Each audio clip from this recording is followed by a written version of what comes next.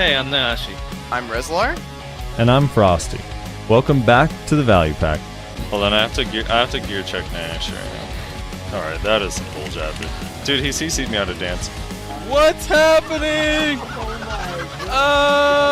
Rezlar! People look at you like you're crazy, and they refuse to admit that it's pay to win, and just scream that it's pay to convenience! It's pay to convenience! Big money, big money, big money, Big money! Oh shit, we got it! We fucking got it! And welcome everybody to another episode of the Value Pack podcast. We got a bunch of stuff on global apps to talk about today. A lot of QOL stuff, a lot of changes to your everyday functions going on. But first, got to thank our lovely patrons. Garmoth.com, Hawaiian, I has issues, Jeremy Johnson, Calahad, Lord Carrot, Maywaz. I like that Wait, one. what? Yeah, that is a patron, Maywaz. Just all of them collectively. All the Maywaz. All we can, it's just all we can do right now. We can hope only for this, just supporting content. We, just can't get anything ourselves. All right. Melt on Your Mouth, Minaria, Slytech, Talasek Septum, thanks, and Wavesy. Appreciate you guys and everybody else who supports us on Patreon and on our individual Twitch streams. We appreciate you guys for what you do. All right, so there's a lot of stuff on Global Labs this week. The first thing you have on the list here, Frosty, is Enhancement, which is a doozy of a topic. So Yeah, so I'm going to read this poorly translated note. Start off that way, and then hopefully that covers everything. But they announced an enhancement rework, and here is what Jay had to say. Good morning. This is Black Desert executive producer Kim Jae-hee. Last week, we talked about the Caphras stones. Now I think changes will come to Black Desert. See, this is what I mean by poorly translated. That sentence doesn't say anything. First, gathering and reliance on Blackstar equipment will be affected in more depth. There's a lot of content that needs to be looked at carefully, such as Node War rewards, Crow Coin Exchange, Patrigo Shop, Dark Rift, the Charm of the Field Boss, Mancham, Shaman Doll, Deep Night Fang, etc. So there's other stuff that they want to make changes to in the future. And then they say, it will never be easy to suddenly change the flow of the game that has been maintained for several years. We also know very well that will not be resolved all of a sudden, but this is just the beginning. In a way, it can be a process of finding its place, so we will watch it more closely. Together with the adventures, we will ponder a patch more until the system becomes more thorough. Thanks for your feedback. Following last week's Caphras, today the stack is less than head Rio talk about. So I understood that. Yeah. Rio. I understood that. Before we get into the real story, I'd like to tell you a story from the past. 7 years have passed since we went on the adventure with you adventurers. When Black Desert was first introduced in the world, success rate of plus 15 class, which was the highest grade at the time, was 2%. This has not changed so far compared to the previous games, which usually had decimal places. It was quite a shocking number. Also, there were no concept of equipment destruction, which was common at the time. Adventurers needed reinforcement to become stronger, but I wanted to travel the vast open world to their heart's content rather than stressing over reinforcement. This trend was maintained even when the long ad flow was subsequently updated in line with the opinions of adventurers who were hungry for growth. However, in order to not widen the gap with new adventures too much, the probability of success has been lowered so that it could become a challenge goal at this level. This is how Black Desert's enhancement probability was born. And like that, the era of infinite long advertisements has opened. I'm sorry. Our Black Desert This is how we got Bugatti involved. This is how we got Bugatti. Yeah, right. Our Black Desert developers, each one of them is an avid adventurer, even back then and now. So we also suffered a lot in the yoke of long advertisements. Then one day, a roof in Calpheon, the fourth attempt at Gohan, which is difficult for a single developer to even try once, fails. At that time, Ogre's Ring was the final DBZ boss. is involved here? Yeah. At that time, Ogre Ring was the final boss in terms of price and performance. There was a high probability of failure, so failure was not unusual. But now that this is the third or fourth time, the sense of disappointment that adventurers must have felt when they failed to strengthen came closer again. I knew in my head that I could fail, but I thought a lot about how difficult it would be to get an Ogre Ring again. Does it need everything to Wait, be what? 0 just because it failed? Isn't the challenge enough to make a meaningful play? Therefore, I think he's saying it's really tough. This is in a TLDR. It's really tough to deal with the loss of like losing everything when you go for like a pen ogre, essentially. He says, I knew in my head that I could fail. I thought it was difficult to get the ogreing again. Does it need to be everything 0 just because it failed? Isn't the challenge enough to make a meaningful play? Therefore, whenever reinforcement fails, the concept of increased reinforcement probability is added. So there's the fail stack, which slightly increases the probability of success on the next attempt. Maybe the name was too long, so adventurers called me Stack comfortably. As time passed, more and more adventurers tried to upgrade to a higher level, and as a result, more stacks were needed. So concept of stack work, which intentionally creates a lot of stacks and pours them out in an instant, naturally emerged. At that time, I'm gonna call it's saying stack jack, but I think it means fail stack. At that time, Stack jacking. fail Hell stacking yeah. was one of the Black Desert's clear strength. There was one thing that was painful and annoying about fail stacking then and now, but the fact that equipment is not destroyed and the fact that enhancement rate can be adjusted by itself is also attractive. Many adventurers responded enthusiastically, but it seems that we're stuck in those days too much. Even though the years have passed and times have changed, even though the stack work that was prepared to achievement, the commercial grade, and the current stack work to challenge the same grade are inevitably different. Besides, even I was bothered by the fail stacking. I really made up my mind to catch myself and strengthen it, but I was trying to ignore these things. It seems that I only remember the meaning that had already been lost. All right, we're going to fast forward down. Yes, the stack system is a cumbersome system. We worked hard to improve, but the fact that the fail stack is a system that gives you strange emotions, that is annoying but when it loses, but if you don't do it, hasn't changed. So again, this year, I think that adventures will give you the opinion that the stack is annoying. I'm sorry to say this just now. I'd like to say that I'll go straight ahead as I face the reality, and now I will tell you how to improve the fail stacking in the future. 1. Reinforcement window reorganization. Added an early stack exchange using blackstones. 2. Increase the dragon scale fossil utilization, increase the drop rate and additional NPC exchanges. 3. Expansion of the blackstone supply and demand method of the frozen waves. Can definitely strengthen Tuvala, so that's the frozen stone gem that guarantees pen on Tuvala. And then the priest that cleanses your equipment, move him right next to the blacksmith. The reorganization of the reinforcement window. First of all, we completely revamped the enhancement UI so that new adventurers can easily understand and use the enhancement system of Black Desert. The key is to bring the stack system, which had to be made outside of the reinforcement window, into the reinforcement window. In the revamped reinforcement window, you can intuitively know what items are needed to make a stack, while creating and saving stacks directly from the reinforcement window will be easier. In the meantime, many adventurers have been constantly given their opinions. Why don't you just exchange blackstones for stacks? Nevertheless, the reason we did not add that function was because we were worried about whether we'd create a system for the system that is excessively arbitrary behavior. I used to think that the Black Desert should be a game with an emotional adventure. To that end, we have made several updates, and there are many that have been abandoned. However, I thought if the situation continued, it might be against the flow of the times. The times are constantly changing, and we can't go back to the past, so I think adventurers of the present age we must find an answer in any way. So the stack exchange using blackstones is added in the enhancement window.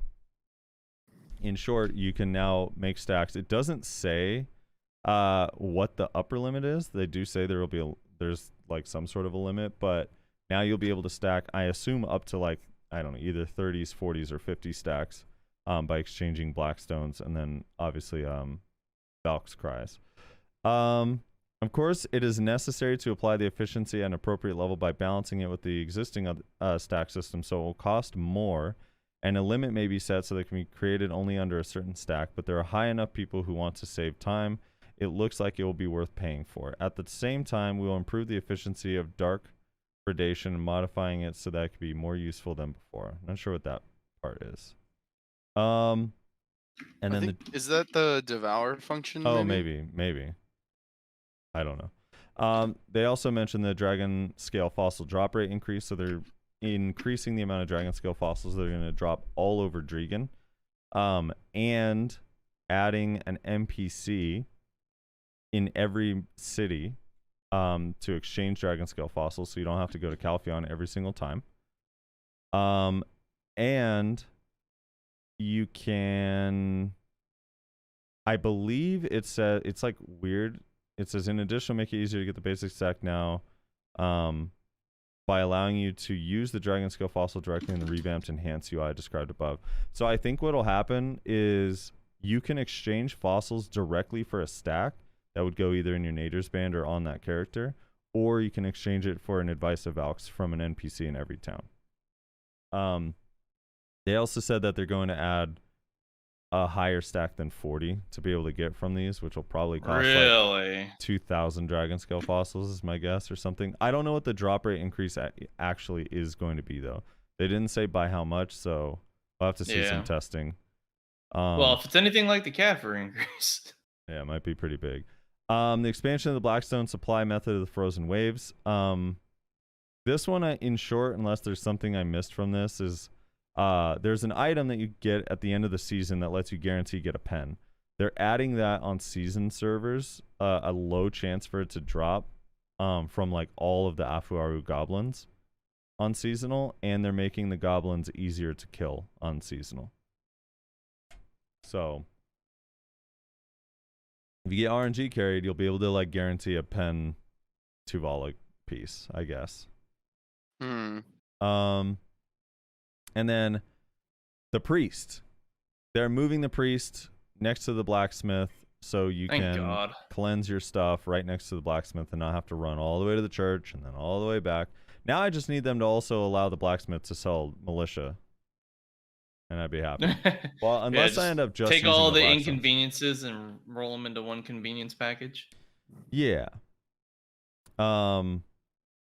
So yeah, that's kind of the rework in a nutshell. KR already got 2 portions of this. They got the enhancement, right? Yeah, they got the priest moved to the blacksmith, and they got the dragon scale fossil increase, and the dragon scale NPC is in major towns. Oh, they haven't the got enhancement's only in the global labs then, right? Sorry, that's what's in. No. The enhancement thing is not anywhere yet. Maybe sorry, it was just KR didn't examples. KR didn't get it. They announced it on KR, and then Global Labs got the Dragon Scale Fossil increase and the priest being moved. Why wouldn't they just throw the priest right next to it? Like, that doesn't need to go in the Global Labs. Just fucking throw that in. It may cause bugs, dude. I don't know. Okay. Well, that's yeah, they moved the priest. They moved the priest next to the blacksmith, and all of a sudden Musa does damage. It's like, whoa, hold on. Yeah. Yeah, so I don't know, but the new UI, the new window is not on there yet. It's not on Global Labs yet either, I don't believe. They didn't mention it, at least in the notes. But the new UI looks pretty cool. I wish I could see like what kind of stack you'd get and for what. Like, I don't really understand what I'm looking at here, but I don't know. Overall, starting with you, Reslar, what are your thoughts on these changes for enhancing / fail stacking? I'm pretty excited about it. I mean, I think most of us who've been playing this game for a very long time have been saying like they need to rework the fail stacking for a while now. And while this may not be what people were like thinking as like what a rework should be, I mean, at least it's something. So yeah, I don't know. I'm excited to see what it ends up being. Yeah, I don't know. Hopefully it placates a lot of the people who get really frustrated with enhancing stuff. Dude, it is one of the main reasons I hate enhancing is I hate fail stacking. Like, if this actually gets fixed, like, one, it's the amount of time. But like, it just takes forever. So if it saves me time, huge plus. The second and inconsistency with resources too. The second thing is like I know it sounds so strange, but after about 30 minutes to an hour of enhancing, when things go plus 15, I get like the same feeling as just failing a TED accessory. Like, I get that same horrible feeling deep in my stomach where I'm just like, fuck. Like, I don't even care about the Blackstone's loss. I just am like annoyed that I have to start over and waste all this time going again and then again. And then I'm like, every time it's plus 15, I'm I'm one step closer to having to run to the priest and then run back and then go to a different NPC to buy the materials to repair. It's just like, if I can remove all of that from the system, is actually going to be really nice. Yeah, it's just all the tedious bullshit involved with fail stacking. It just needs to be removed, and it seems like they're willing to do that. So, yeah. What do you guys think the upper limit should be on exchanging blackstones for fail stacks? I think a 40 stack's plenty. Honestly, I don't Yeah, understand why they're even going higher. Like, why go higher? Like, I was probably gonna say 50. I think, hope but yeah, 50. 40 could be fine. I would yeah, love like, 50, dude. I hate making 50 stacks. I honestly I just feel don't like see 50 them would be needing fine. to go too much higher. That's all. Because like, if you think about it, 40 stack is basically a tri stack for most things. Right. Yeah, 40 is still a good spot. Yeah, and then like 50 is like, you know, like that's okay. But that's obviously a little much for a try, and then it's not enough for a tet. So it's kind of like it's a weird spot for it. So that's why I'm kind of like, I'm like, I don't really see the necessity of having a 50 other than just maybe getting you most of the way there to getting your tet stack that you desire. Yeah, I can see that. Black Star tri stacks. Dock the 50 to 60. That's true, I guess. Yeah, I guess that's fair. I mean, either way, no matter what they do with it, I think it's good. I just hope they don't go crazy with it. I think where they're at right now is pretty damn close to being fine for most players. And then after that, yeah, people can utilize their Black Star weapons to get higher stacks. I think that's fair. What about the fossil stuff? Do you think that the fossil stuff matters? So right now it's like, if you want a 20 stack, it costs 30 dragon scale fossils. If you want a 40 stack, it costs 350. And with the current market prices, it's like pretty expensive. Yeah. I mean, I guess it all depends on how accessible they're going to end up being. Like the 20 stacks being so much cheaper than the 40 stack is fine for like newer players that are just like building up gear and whatnot. Mm-hmm. The 40 stack is obviously more viable as they get their gear up, but you know, depending on the drop rates, that could be like relatively easy to get in the future. 20 stacks aren't really hard to make at all, so like that's whatever. Yeah. I don't really care about that. With the current price of dragon scale fossils, it's 150 plus mil to make a 40 stack. That's insane. That's just insane.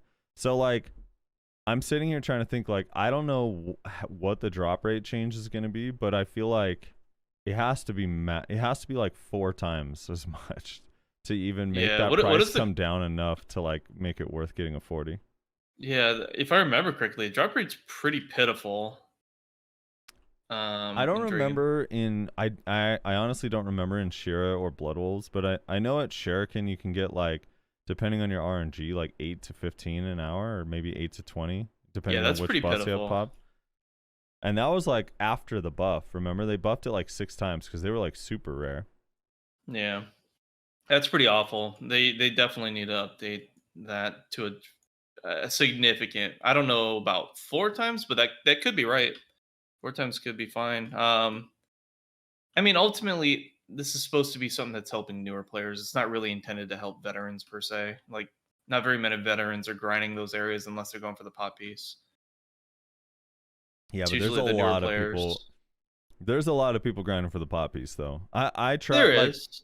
Dude, I'm just saying, like, eventually that dies down as more and more people get it. But of course, as new players come in, they're going to be then grinding for it. Yeah, they're all there. And I honestly think it's like, it's pretty ideal if you're a new player to grind those pot pieces on seasons, because you get the time-filled stones. Yeah. Now, after the Caphras change, you're going to be getting a ton of Caphras stones and the fossils, which still, like, they still sell. Like, people buy fossils all the time. So I don't know. Because of the situation that they're about ready to fix, which is the inconvenience of making fail stacks. That's why they're willing to spend that money. But with the change, it's definitely not going to be worth that anymore.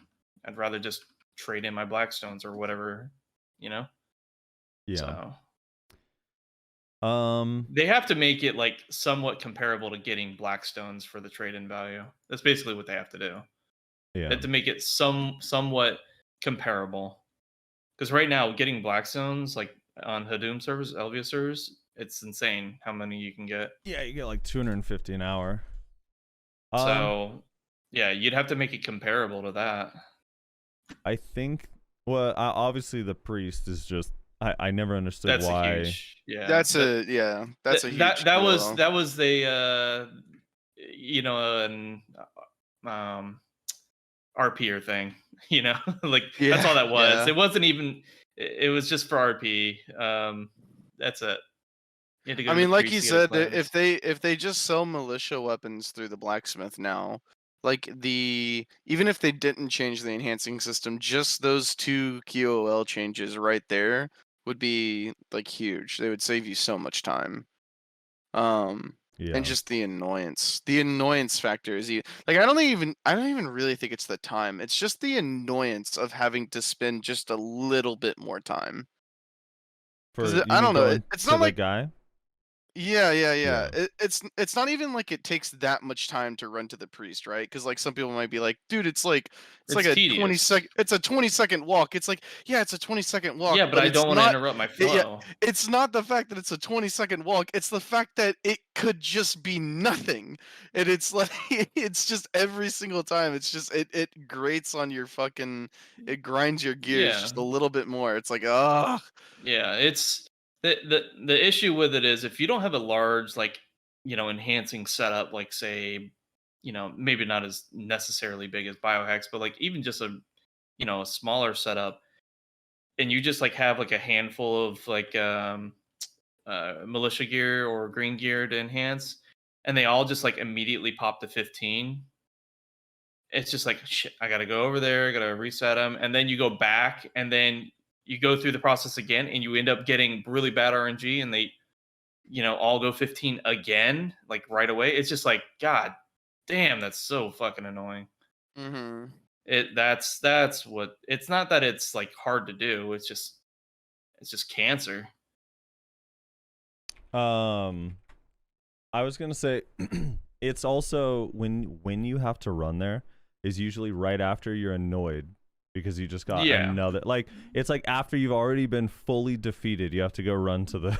Yeah. the priest. Yeah. That's what I'm saying is it's just like it's the straw that broke the camel's back, right? All these like slightly annoying things just keep piling up. That stack just gets a little higher, a little higher, a little higher. Yeah. It's like, holy shit, dude. It just gets so frustrating. Yeah. I'm glad So they're yeah, they're addressing hopefully this in pieces. That's fine. I don't yeah. mind it's in pieces, but hopefully they continue to address these, and after this is done, they continue to evaluate players' responses on their changes. Hopefully this isn't something to like set it and forget it kind of thing, because I'm sure there's going to be some more things that need to be done to the system to help it further along. It's got to be, if they want this game to continue to grow, which recently it has. Like they need to make these systems easier for the newer players, make them more enjoyable for the newer players, and this is definitely going to help in that direction. Yeah. Well, which like this isn't the only thing that like we're gonna talk about today that's like this, but it's just a relic Yeah. of the past Yeah. that like has desperately needed to be updated for a long time, and they're finally have decided to get around to it, which is a really good thing. Chat says, yeah, reblath enhancing is the worst in the game. It actually affects me physically. My body stores it like a trauma and replays it in my nightmares. Exactly. That's very true. Yeah. So there's that. There's that. Also, what do you guys think of the that frozen stone that guarantees you a pen to Vala and it coming from goblins? You have any thoughts on that? Why? The Frozen Tides Blackstone. Yeah. What do you mean why? Why what? Why is it coming from goblins? That's my why. Not goblins. The Afuaru. Yeah, Afuaru. I mean, they're a little goblins. Oh, The you little mean event yeah, loot yeah. goblin that spawns. I think that's fine. Oh, It's you, a- Yeah, I you mean- thought probably- you thought I meant like the goblin, like where Red Nose is, the goblin Yeah, grind spot? for, Yeah, for some reason I uh, thought that's what you thought. Damn it, Nayashi. Follow along, man. You said goblins, dude. I did follow along. Yeah, I mean, I think that's good. I feel like Afuaru like very rarely drops anything of worth. So adding something like season specific that makes it really good is like I'm down with it, honestly. You know, I hear that from multiple people. Afuaru is a consistent stream of Caphras stones. He always drops something good. What is it? Or maybe at lower end spot, does he not drop Caphras stones at like Valencia spots? I feel like no matter I'm what, not sure. Afuaru always gives us stone. Like at least at like Thornwood and Turos, you get like a Caphras stone and 5 dust or something. Oh, he doesn't at Miramach? Oh no. Dude, Miramach's also gonna get. I wonder how many Caphras stones Miramach's gonna get. I could find out. Yeah, we'll talk Go about ahead. Caphras in a bit. Let's talk about this new stat screen. All right, this shit's crazy. So the He enhancement does. stuff. He Yeah. doesn't drop anything at Polly's apparently. I feel like that's not right. He's got to drop Caphras. Yeah. I thought he drops it. I don't know. All right. So let's go to this this fatty new stat screen. I don't have the English translation. Hold on, let me find it real quick. Here it is. I will share. I'll link this to you guys too, so you can see it. All right. So in KR, I don't know if they have a note for this as well on Global Labs, but they announced at the Heidel Ball. I have to reiterate that because, like, not to take anything away from the guy, but I keep seeing everyone says that the enhancement rework and the stat screen was added to the game because of Moreland, and I'm like, dude, these were announced already. Like the enhancement thing is a little bit out of left field, but it was like 5 days after. There's like not enough time, or 6 days or whatever. But the stat screen was just straight up announced already. But basically all of your stats, including each character's base stat, will be listed in this new stat screen.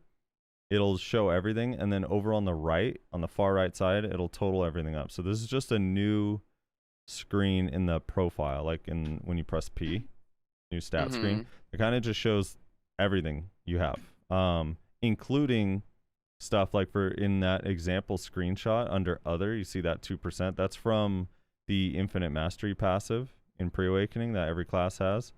So it shows like everything in there, which is kind of cool. And that's how they discovered they needed to fix Ninja Kuno.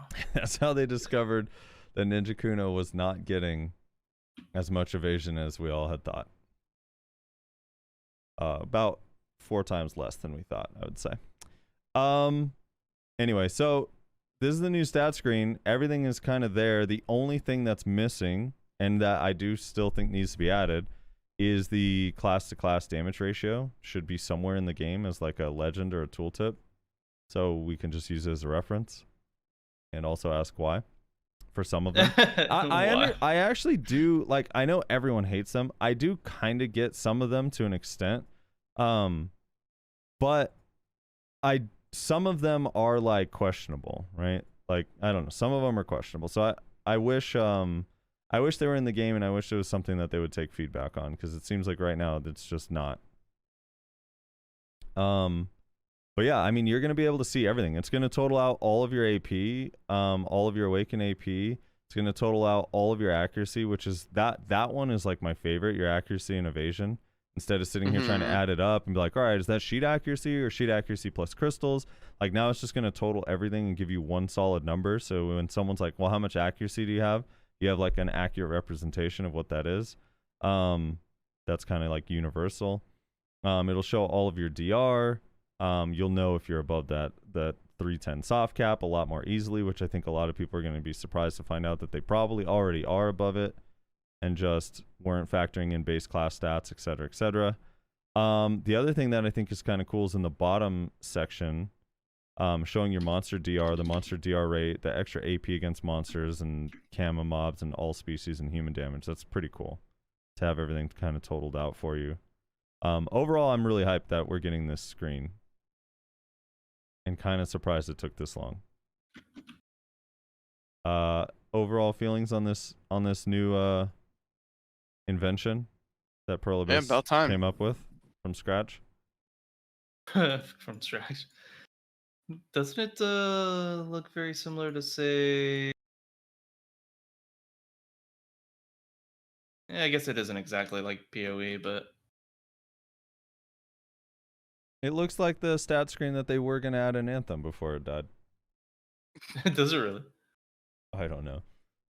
No, it doesn't have enough like blue and hollow effects, you know. True. Yeah. I mean, people- I'm pretty happy that they're adding this because, like, yeah, like you said, there's going to be a lot of, you know, a lot more. I mean, I'm sure from the developer's point of view, they probably won't like the fact that there's going to be more min-maxing, even more so than before, because now we can clearly see every stat. But, you know, they need to probably just forget about that whole notion altogether and just give us what the players want. And they're doing that, so.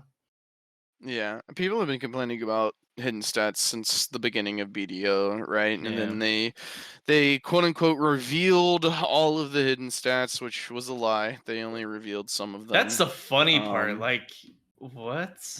Yeah, for people who maybe are newer to the game, a lot of the stats that you can see, like for instance, when you hover over your AP or you hover over your DP, like the little question mark that shows up, you used to not have any of that. So you had to literally, all you had was your AP and your DP, and everything else was a fucking mystery. You just kind of had to guess, basically. And then people were mad about hidden stats, so then they gave us those little windows, and people were placated for like a very short amount of time. And Not then, even just that though. The remember just hovering over the gear. Everything in parentheses in your gear was not even shown. Yep. yeah, So you had no idea what this other big ass number was. That was just not there. Yep. yeah, People had to discover what was like better through trial and error. We didn't for know accessories had accuracy. Forever. Yeah, actually, that's true. Mhm. Yeah, we thought they were just straight raw AP or DP, you know, based on whatever it was. yeah. Very true. So this is just another step in the direction that they should have taken from this beginning, which is just give us all the numbers so that people can like math out exactly what they want to do with their builds. Like, But, I wonder what the yeah. I wonder what the whole thought process was. Like, all right, let's give them some of the stats. Maybe that'll make them think they got everything. I think their idea was like, okay, they want hidden stats. Let's just give them like, we don't have to give them everything. Just give them like the bare minimum of like, okay, here's like, accuracy. Here's like your, evasion and hidden evasion, DR, hidden DR, like, that sort of stuff. Like just the absolute like most basic shit, basically.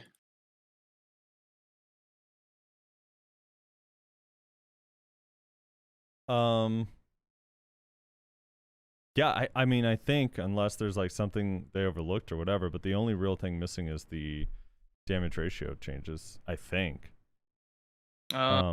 Seemingly.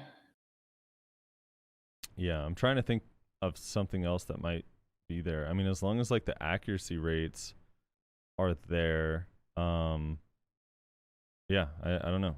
I think it's all there. We'll see. I don't know. There will be some fun discoveries. I'm sure when this comes to live. I'm sure Big and Shiny will hook us up with what's missing. No, this is not good for it. Big and Shiny is losing his job with this. He's losing his job. Yeah, dude.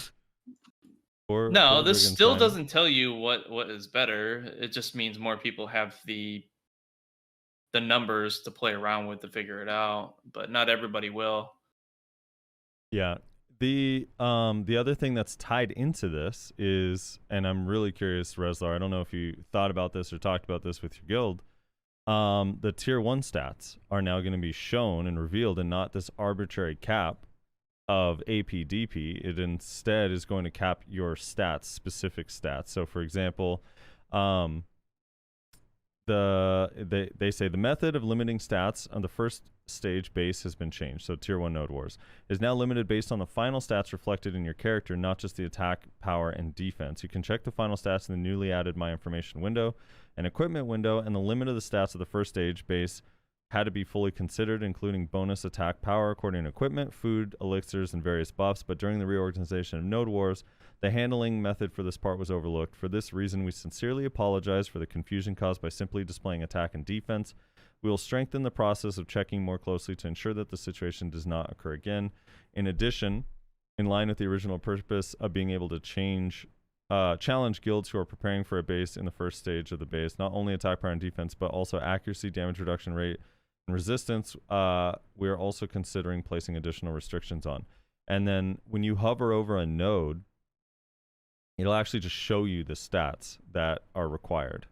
I don't have this translated, so I'm not exactly sure what each of these reference, but yeah, it'll show you like exactly how much of each stat that it caps you at.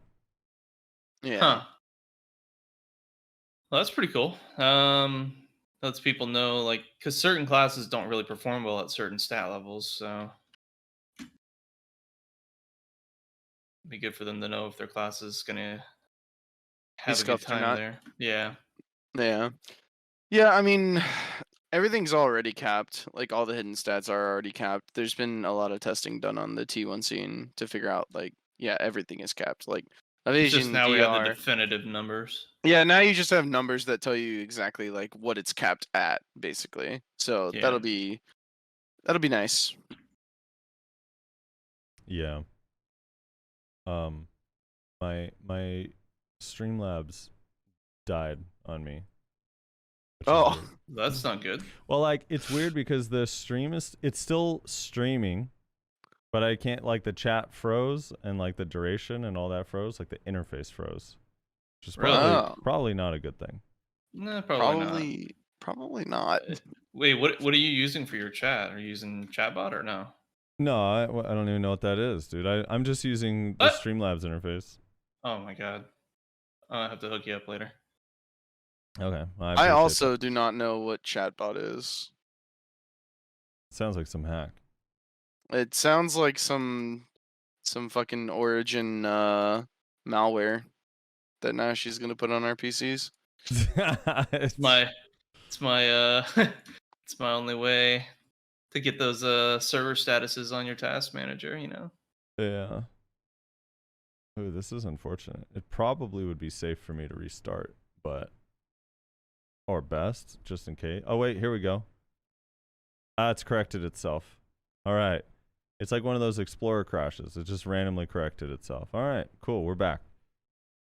Anyway, so yeah. Here's the real question. Chad brought this up.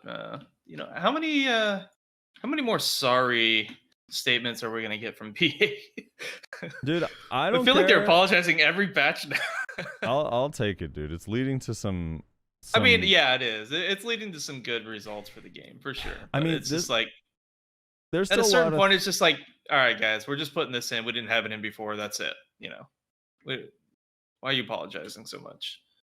Yeah, here, let me swap these because this kind of leads into what I wanted to talk about a little bit later, but it kind of ties into this a lot easier or better. So let's talk about this now. I want to talk about the release date stuff because, like when it comes to like Moreland's video, which I think now everyone has seen, there's a lot of valid points in there, and I think some of us were taken a little bit by surprise, like Rezar pointed out last week, just because it's like, for the first time ever, they are starting to implement some of these things that we've been wanting for a long time, and they're kind of doing it at a fairly rapid rate. Like, obviously, the first 4 years, nothing was happening, right? Yeah. But then this year, it's like, oh, here's this. We didn't do this. We should have done this. We should have done this. Here's this. Here's this.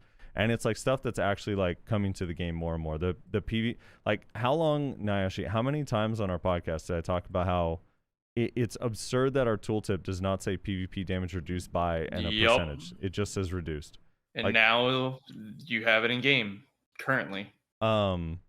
So, but there's some things that like I'm sitting here, I'm thinking about these release dates, and I have these down, and we're about to get the first one is coming up here, and I don't know if they've forgotten about it, but I haven't heard anything about it since Heidel Ball. But on July 15th was their announcement for the Mansion update, and that's this Thursday, so I'm assuming it's coming to Global Labs.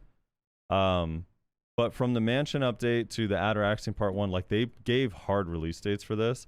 And one of the things in Moreland's video that was like, at least stood out to me as something that really bothers me is the stuff that they announced that never comes out.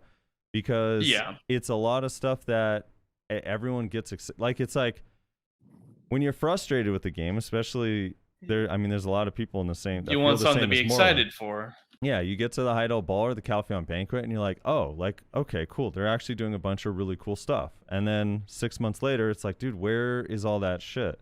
And then this time, they gave a release date to all this stuff. And I kind of hope that people hold them to it because if they're not 100% sure that they want to release something, they literally just should not announce it.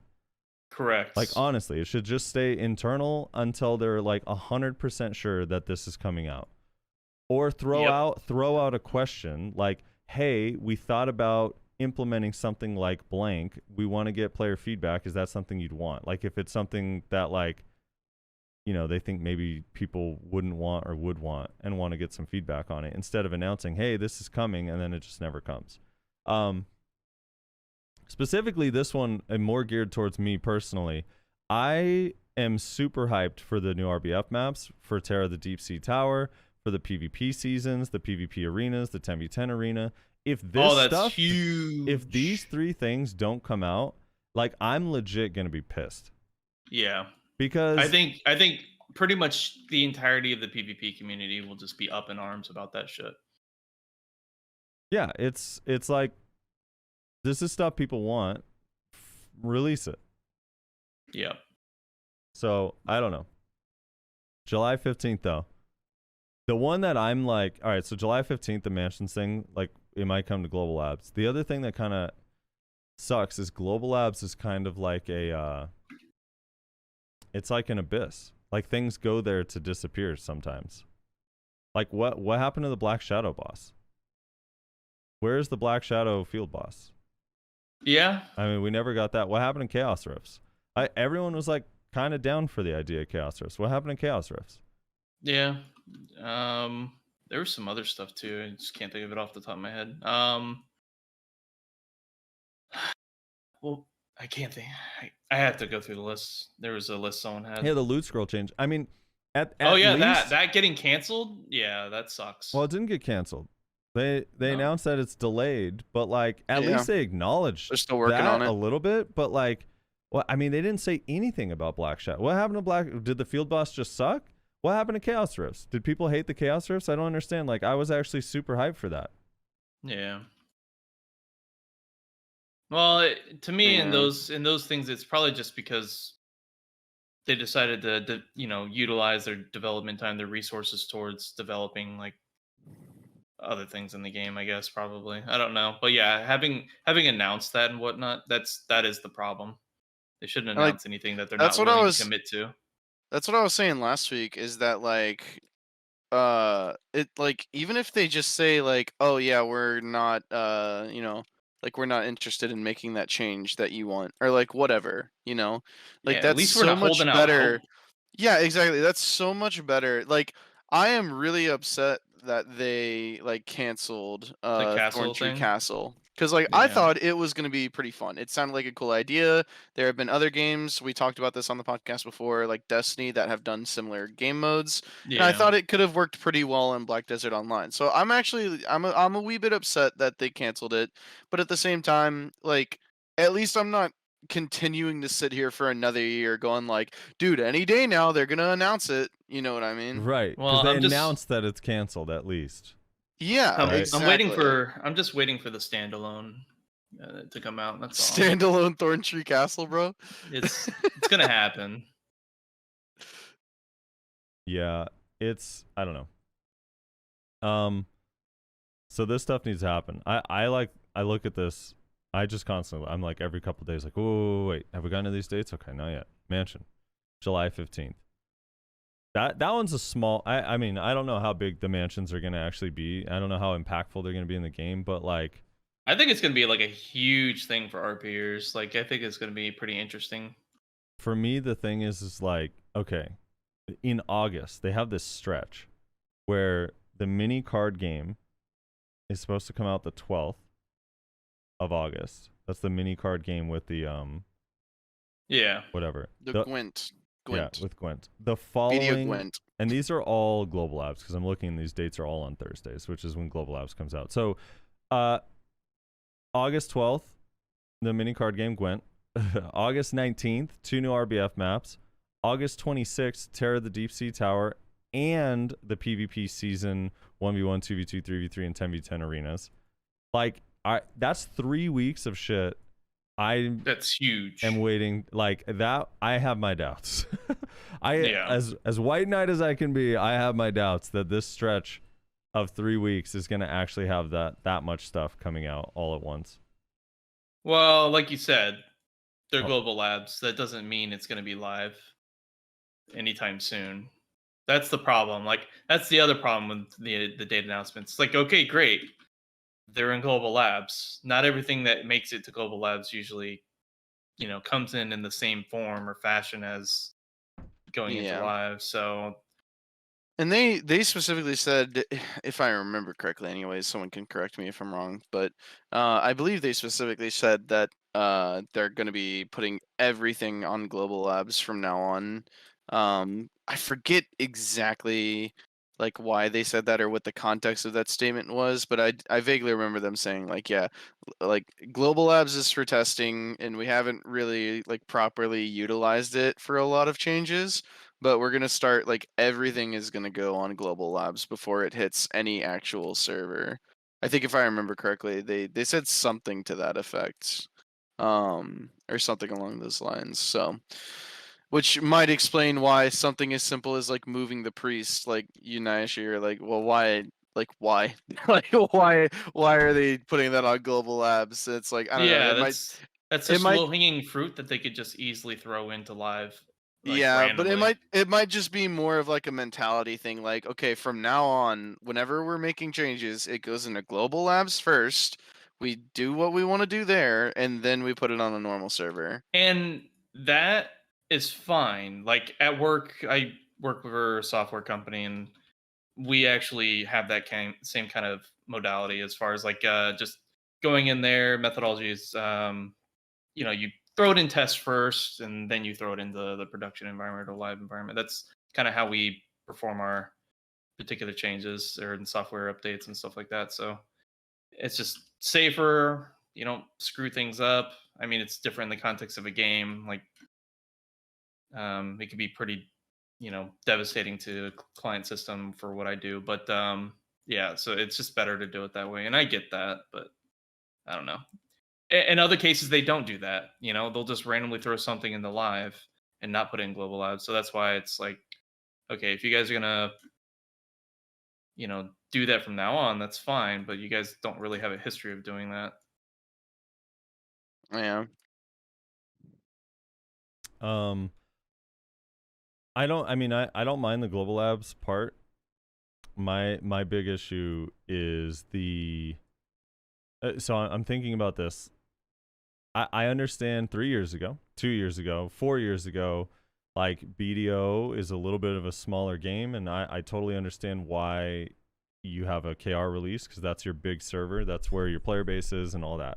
But now the game is too big and too global to have a KR only release, especially for like this dungeon should be a global release. Everything should be a global release. Yeah, it's too big of content for it to be sent to KR first. KR hates the fact that they're the test server anyways. Like, this has been an issue for them for a long time. And I think it's a real point of soreness for NAEU because like we've kind of become like the cash cow for BDO. So it's kind of like, why do we keep getting things 6 months after KR Yeah. gets it? Well, it's like by then too, to Frosty's point originally, like he doesn't want to watch any content on it because he wants it to be a fresh new experience, Yeah, right? don't want to And spoil it. yeah, a lot of players have that same kind of feel. So when you have KR coming out and telling you everything about the damn thing, which is understandable, they're gonna do that, and that's fine. But now it ruins the experience for those individuals that just wanted to, you know, feel it out for themselves and learn about it themselves. Someone else mentioned this the other day, but just I want you to imagine a world. I know none of us play World of Warcraft, but imagine World of Warcraft Shadowlands is out in the United States for 3 months before they release it anywhere else. Yeah. Well, like you can even look at it like League of Legends. Like imagine if League of Legends just like gave specific champions to specific regions and like it like that would be such a weird thing to do that would not make any sense whatsoever. It's like, all right, we're gonna release this champion in Europe, and then 2 weeks later we'll release it in Australia. 3 weeks after that we'll release it. Like it's like, wait, what? Why? Yeah, it's super weird. I don't know. Hopefully that gets changed. Because like I want to be excited about this date for the second part of Ataraxian Dungeon. But it's coming to Global Labs the 29th, which means it's probably gonna come to KR probably like a month after. I'd imagine, or maybe a couple weeks. I don't know. We'll see how fast they do that. But that means we're not gonna get it. I mean, if we're getting the first part July 21st, they're probably not gonna give us the expansion for like 4 months. I don't know. It's just annoying. It's actually really annoying at this point.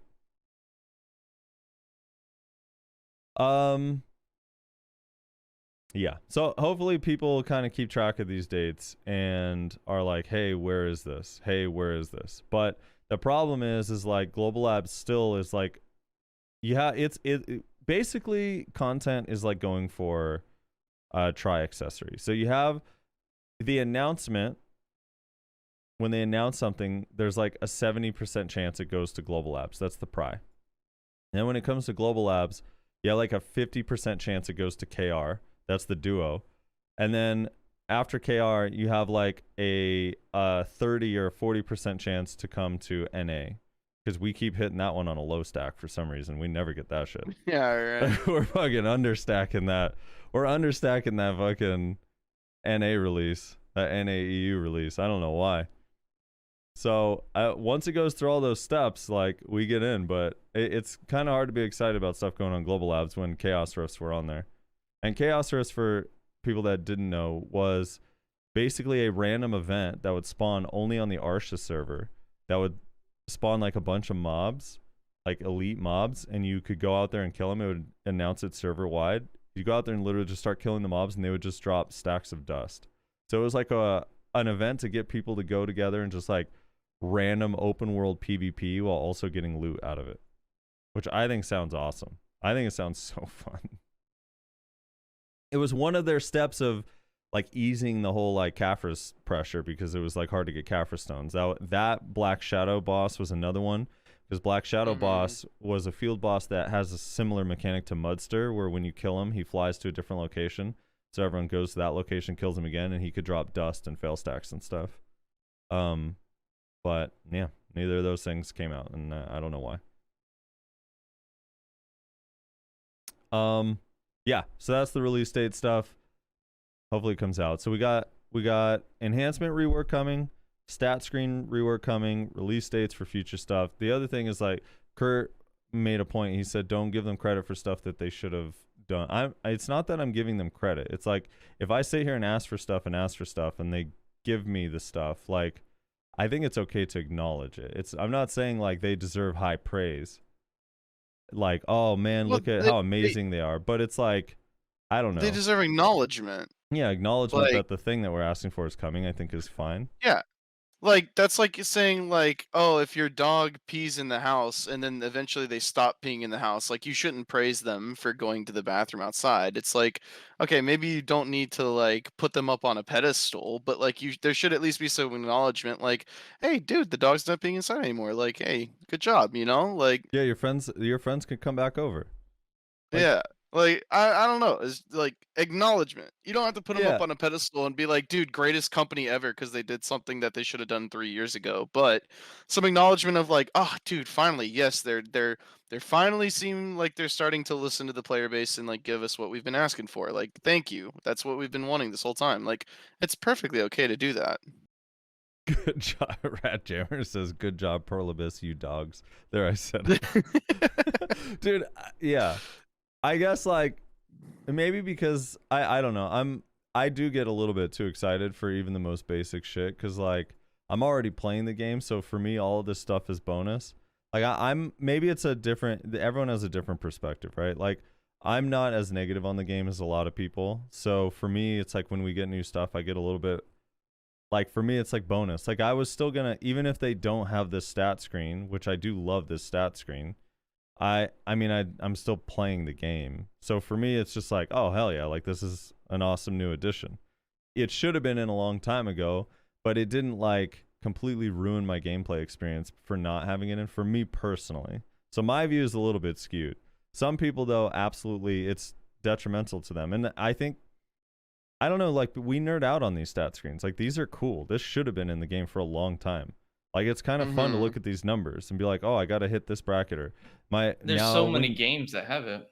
Yeah, there's so many games that have it. Now when someone has, like, when you want to go test your accuracy against someone, like, it's such a better, like, you still can test. That's the thing that's so weird is, like, if the idea of hiding the stats was, well, you know, we want there to be discoverability, it's like, dude, you're still going to want to go test, like, how this feels versus that. Like, everything is different. There's so many variables that you still want to go test it anyway. So I don't know. Yeah, I think it's kind of cool to actually and know ultimately, what you're up against. Ultimately, players like Big and Shiny will make that null and void anyways. It's kind of pointless. Like over time, eventually we'll have all the stuff kind of figured out for the most part. And we do. Even before these stat sheets came out. Just some of the things are a little bit more pronounced than we might have thought. Yeah. Like, for example, the accuracy and the accessories kind of example.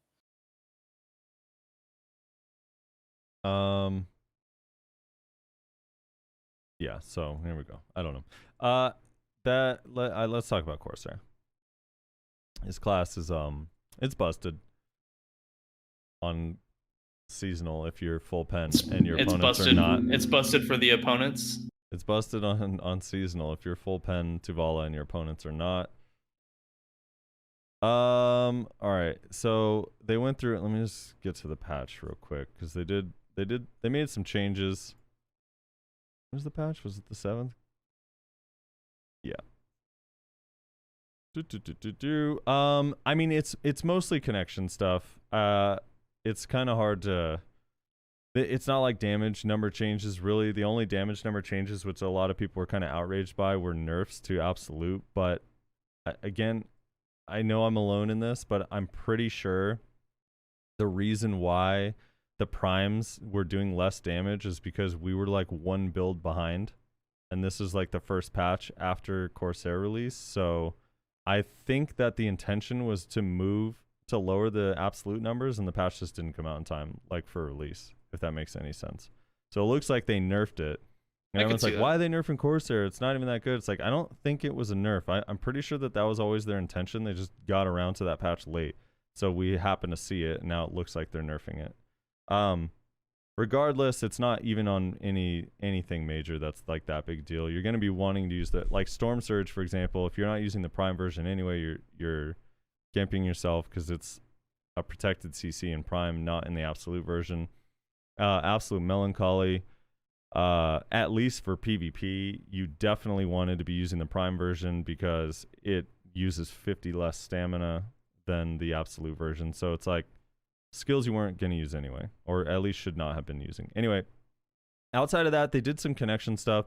They made it so, like, kind of some of the big ones for me is Spiral Soak had a weird bug. I don't know if it was with the amount of targets you could hit or if it just was missing entirely, but the way they worded it kind of confused me.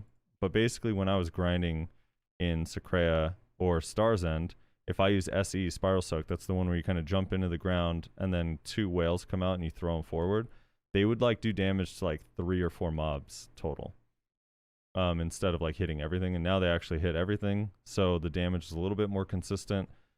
They also made it so after Spiral Soak, at least with the Prime version, if you go Spiral Soak directly into Shift E, it'll just do the last hit of Whale Song. It'll throw the whale immediately after Spiral Soak. That is pretty new.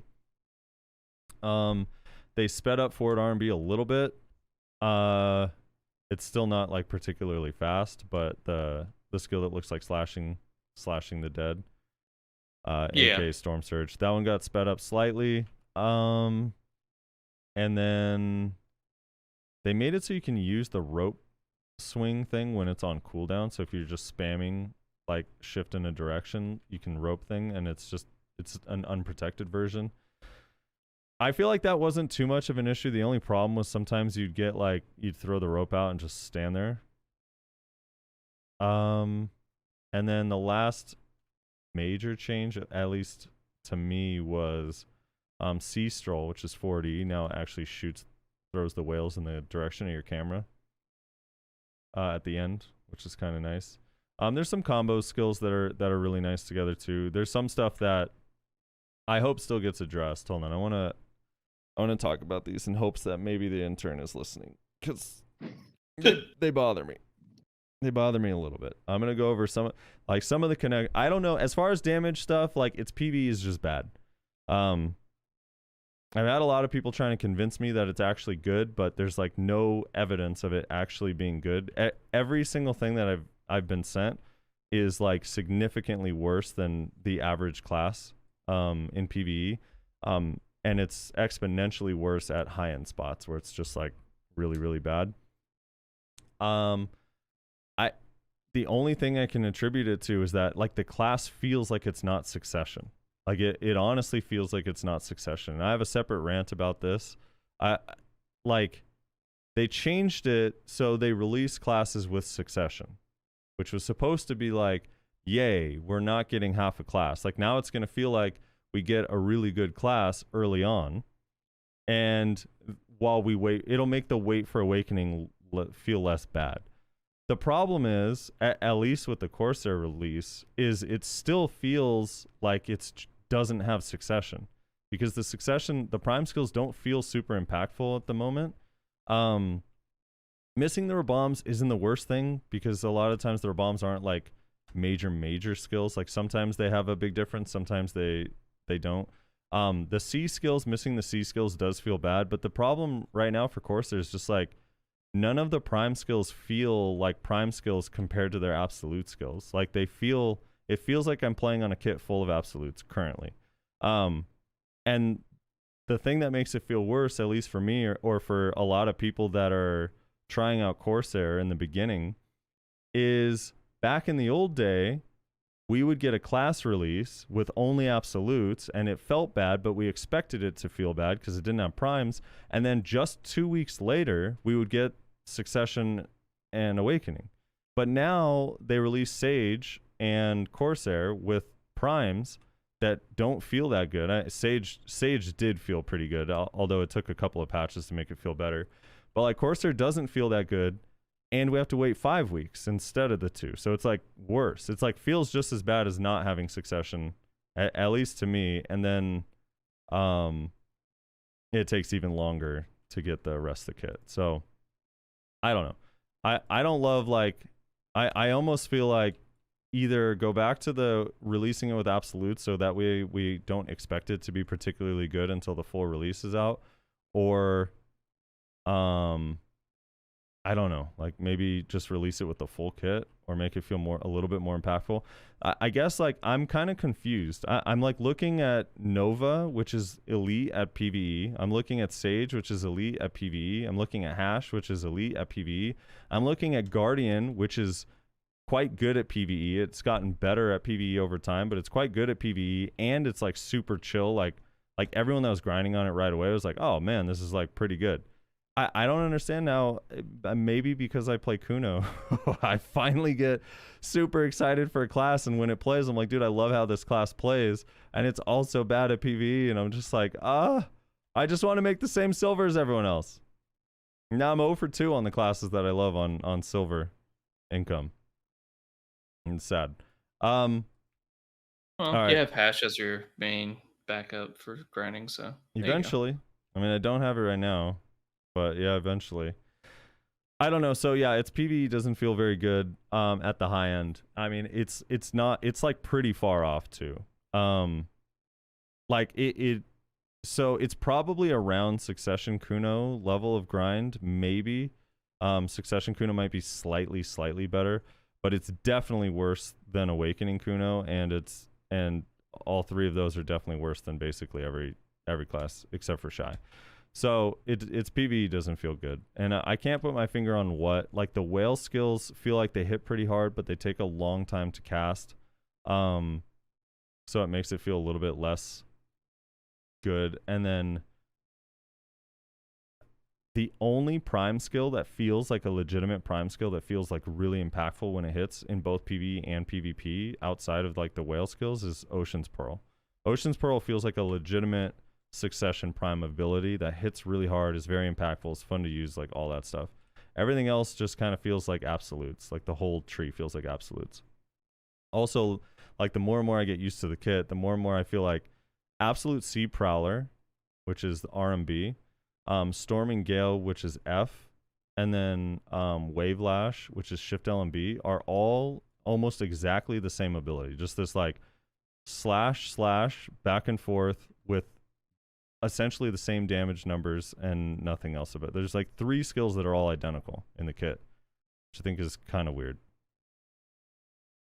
It's just 2 back and forth slashes. Yeah, it's I don't know. All 3 of those feel the exact same. And then in like the skill rotation, I don't know, like right now, if you grind on a Succession class, like now actually, like how many in your skill rotation, how many absolutes are you using for damage on a pack of mobs? Like let's say you have a clean pull at Secrea. How many absolute skills are you using for damage on a pack of mobs in Secrea?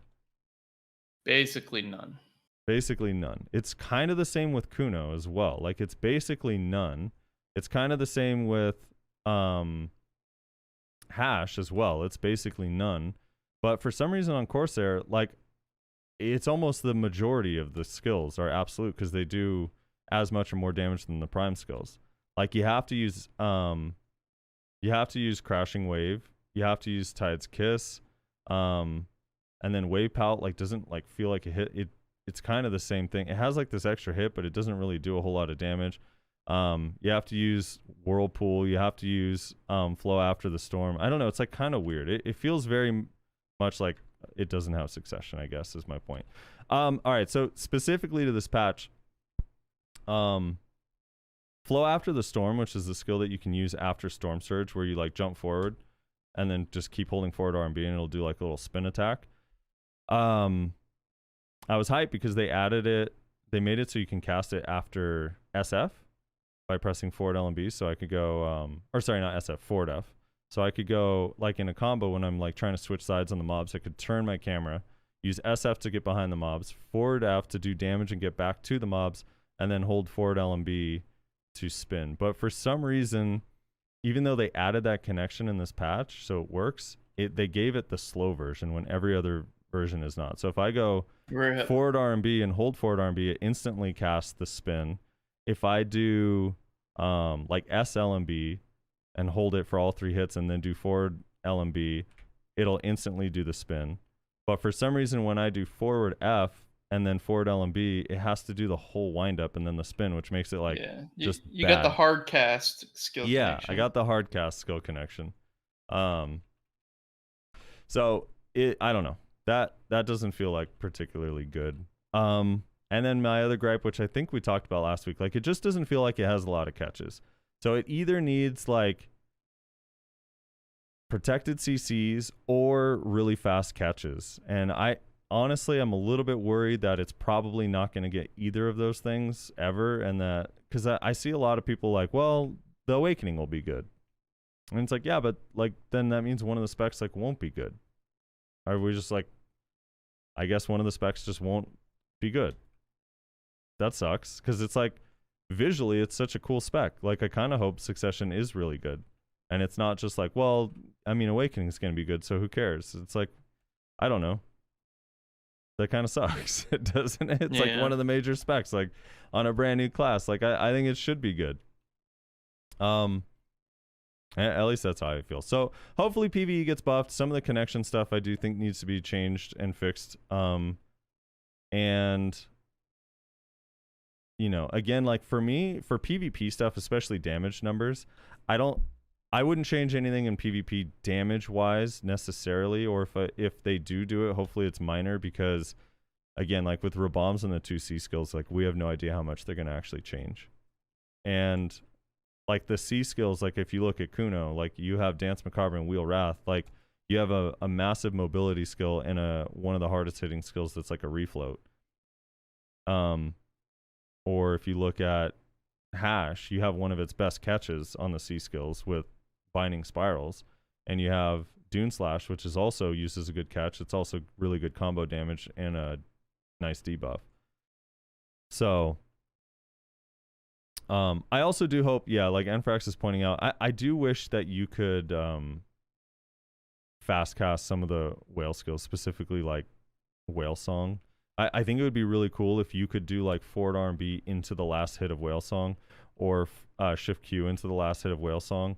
The other thing that I think would be kind of cool is maybe a version of Spiral Soak that acts like Whale Song after some skills. Like if I could do Whale Song and right after the whale throws, press SE, and instead of diving into the ground and throwing the whales, it just throws the whales, would be kind of cool. Another thing, just as I can't remember if we talked about it last week, but as far as the block mechanic stuff goes, I personally still don't think it's like a bad thing in the game. The one part that really bothers me is Spiral Soak. I think Spiral Soak keeps the opponent's guard down for far too long, and that needs to be nerfed down to 5 seconds and not 15. But the rest of the guard gauge stuff, I feel like because the duration is short and it's essentially just more damage if you think about it, like players can disengage. I can realistically expect if a player gets hit by a nuke, which is avoidable in this class because she's a pretty slow class, if a player gets hit by one of your nukes, I think that it's reasonable to expect them to either like fight with their block down for 5 seconds or disengage for 5 seconds. I think it is unreasonable to expect them to fight with their block down for 15 seconds or fight with their block down for 15 seconds. This is a very, very long time. Yeah. Like an insanely long time. Yeah, it's pretty insane how long of a duration that really is. Like in a large scale scenario that literally disables that's my Corsair rant in a nutshell. Hopefully the PvE improves. I have seen only negative feedback. Like there's the only people that are like feel good about the PvE are the people on seasonal, which I think at seasonal level, I don't know, like the theory that someone else mentioned that I kind of think makes a little bit of sense is it has a lot of free AP early on. You have the F butt gives you 28, or the F buff gives you 20 AP, the passive gives you 15 AP, and then like plus your whatever, your add-ons and stuff. Like it kind of can feel like you get a lot of AP, so at low end spots you're like over the amount of AP that you'd need for a spot, but as the spots scale up and the scaling like isn't really that good, it feels like worse and worse at high end spots. So I assume because of like I talked to Blue, I was asking a couple Korean streamers, I was asking some of the EU streamers, I was asking other players who tried it, and like nobody thinks that the PvE feels good at all. Like everyone thinks it feels bad. So I assume they're getting a lot of feedback on that, and hopefully they buff it sooner than later. I'm sure they will. But again, with the PvP stuff, it's hard to recommend any buffs in PvP just because, you know, with the Rabombs and C skills, it could end up being really strong anyway. So yeah, that's my Corsair stuff. I mean, the thing is that I asked when I'm asking people is like when I do 2v2s with friends or 3v3s or 1v1s, I'm like from your perspective, from fighting against it, like what is the like what is the issue? Do you feel pressure? Yeah, and they're or like what? they literally feel like they can just do anything they want against it because there's no risk of being CC'd. And the only risk there is of being CC'd for the most part is like forward RMB is kind of the big one. And they can see it like pretty clearly, right? Yeah. The other thing is like when damage trading, like she ironically like loses the damage trades pretty bad. Which is odd. The grapple resist, it's good in theory, but like, man, not being able to get out of the whale skills means you're 100% just getting grabbed. Which is why she only really feels good when you're fighting with people compared to like if you end up by yourself, because it's just like 100% free grab. I was fighting Popo Valk the other day, you know, really good Valk. But I was fighting him the other day, and it was funny because like I would try to use the whale skills from a distance to try to just like throw it out as pressure on his block. He's a Valkyrie. And he would do this thing. I noticed like after the first couple fights, he would just dash up directly to me and just wait and then grab. Like that every time I did the whale skill, he just came to me. You would think like with these whale skills, you'd be like, oh, back up. I don't want to get hit by that. But he just came up right up to me and was like, and I win. Yeah, it doesn't feel like, say, a Guardian's Cleansing, for example. A Doesn't Guardian's feel like Cleansing that. or like even like I mean, you can like dash up and grab through a lot of like skills that are dangerous, but some of them are fast enough that it's hard to do. Like if you go up and try to grab Kartians or Grim Reaper, like not only do you have a chance of taking a lot of damage, or with Grim in Grim's case being CC'd, but you also have a chance of just being baited and they move to the side and then CC you with a fast catch. Yep. And it doesn't have anything like that. Or I mean the same thing with like Maywa. Like if you cast Red Moon, I'm like, you know, I know a lot of Ninjas Kunos instantly see like, ooh, I could block jump grab this. And then but like there's things the Maywa can do to like anticipate that and deal with it. And this one feels like you're just a little bit stuck. It does, like, but so like without Sleet Set being an iframe, for example, we can't do that as a reactionary thing. We have to do it as a preemptive thing. We basically have to predict how you're going to react to the Red Moon right now. So it's not like, say, for example, the Sorks. The Sork has the example where they can hold their Grim in place and then iframe. Unless you live here, then you can. Then I know you can, because every Moose I fight does it. But you can, yeah, you every can. Every Musa casts Red Moon, and then they. Well, every Musa may well like they could. I mean, you can react to block jump. I don't know, like. I mean, you can, yeah. The point is you can do something like you literally just can't use another ability once you start these. Like you're just stuck. Like imagine in Red Moon if you couldn't cancel out of it, and it lasted 4 seconds. No, I understand. I understand what you're getting at. That's also super armor though versus a foreguard, so it's slightly different. But yes, okay. when it comes to the grab Red Blade, scenario, Red Moon. If we're gonna go to semantics, Red Blade, Red Moon. There you go. The super armor version. I mean, I never use it. You don't use anything on Maywa, dude, because it's all unsafe and bad. No, I just never use it in 1v1s. That's all. Right. But yeah, no, I understand what you're getting at. I understand. It's just it is semantics, I guess. So anyway, yeah. That all having been said, I do still think that she's super fun, and I actually enjoy PvE on her. So hopefully it becomes more efficient, because I actually do enjoy grinding on her. Like she feels really fun to grind on. Her movement feels really fun. Her pack to pack feels pretty good. And the skills, like if they ever do end up hitting really hard, I think will feel really good. I don't know. Right now they just I'm like torn on the whale skills in PvE, because on one hand like they hit hard in total, but I think I'm losing damage by not just using absolutes in a chain, you know?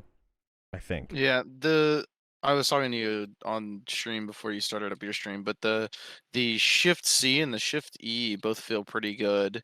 I'm using the Prime versions because I'm just trying to hit 61 basically at this point, so I don't really care that much. But yeah,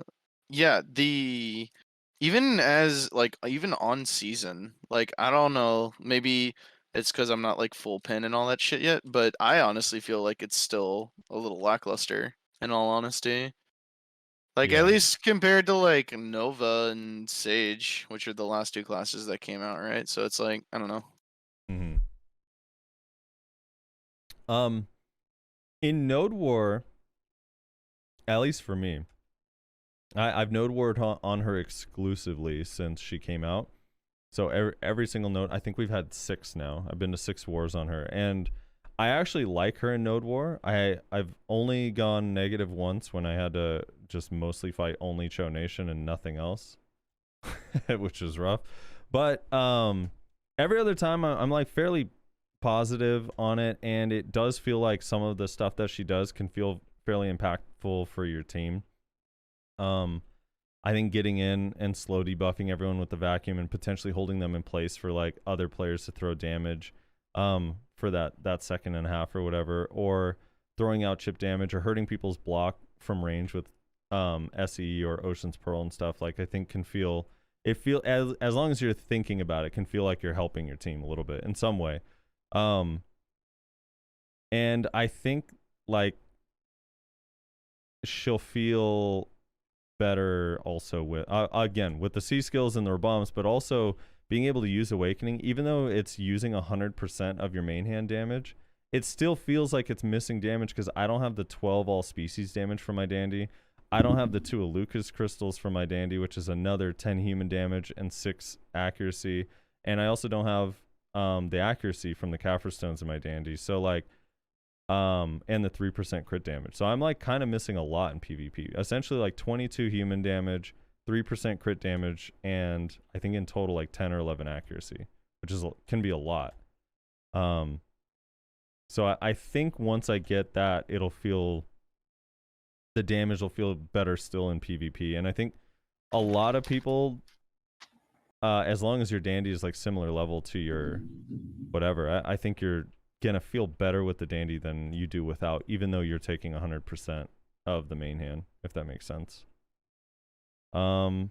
Especially people that run Black Stars in PvE that are just missing monster damage, because that all species damage also is like, I mean, that buffs PvE too. So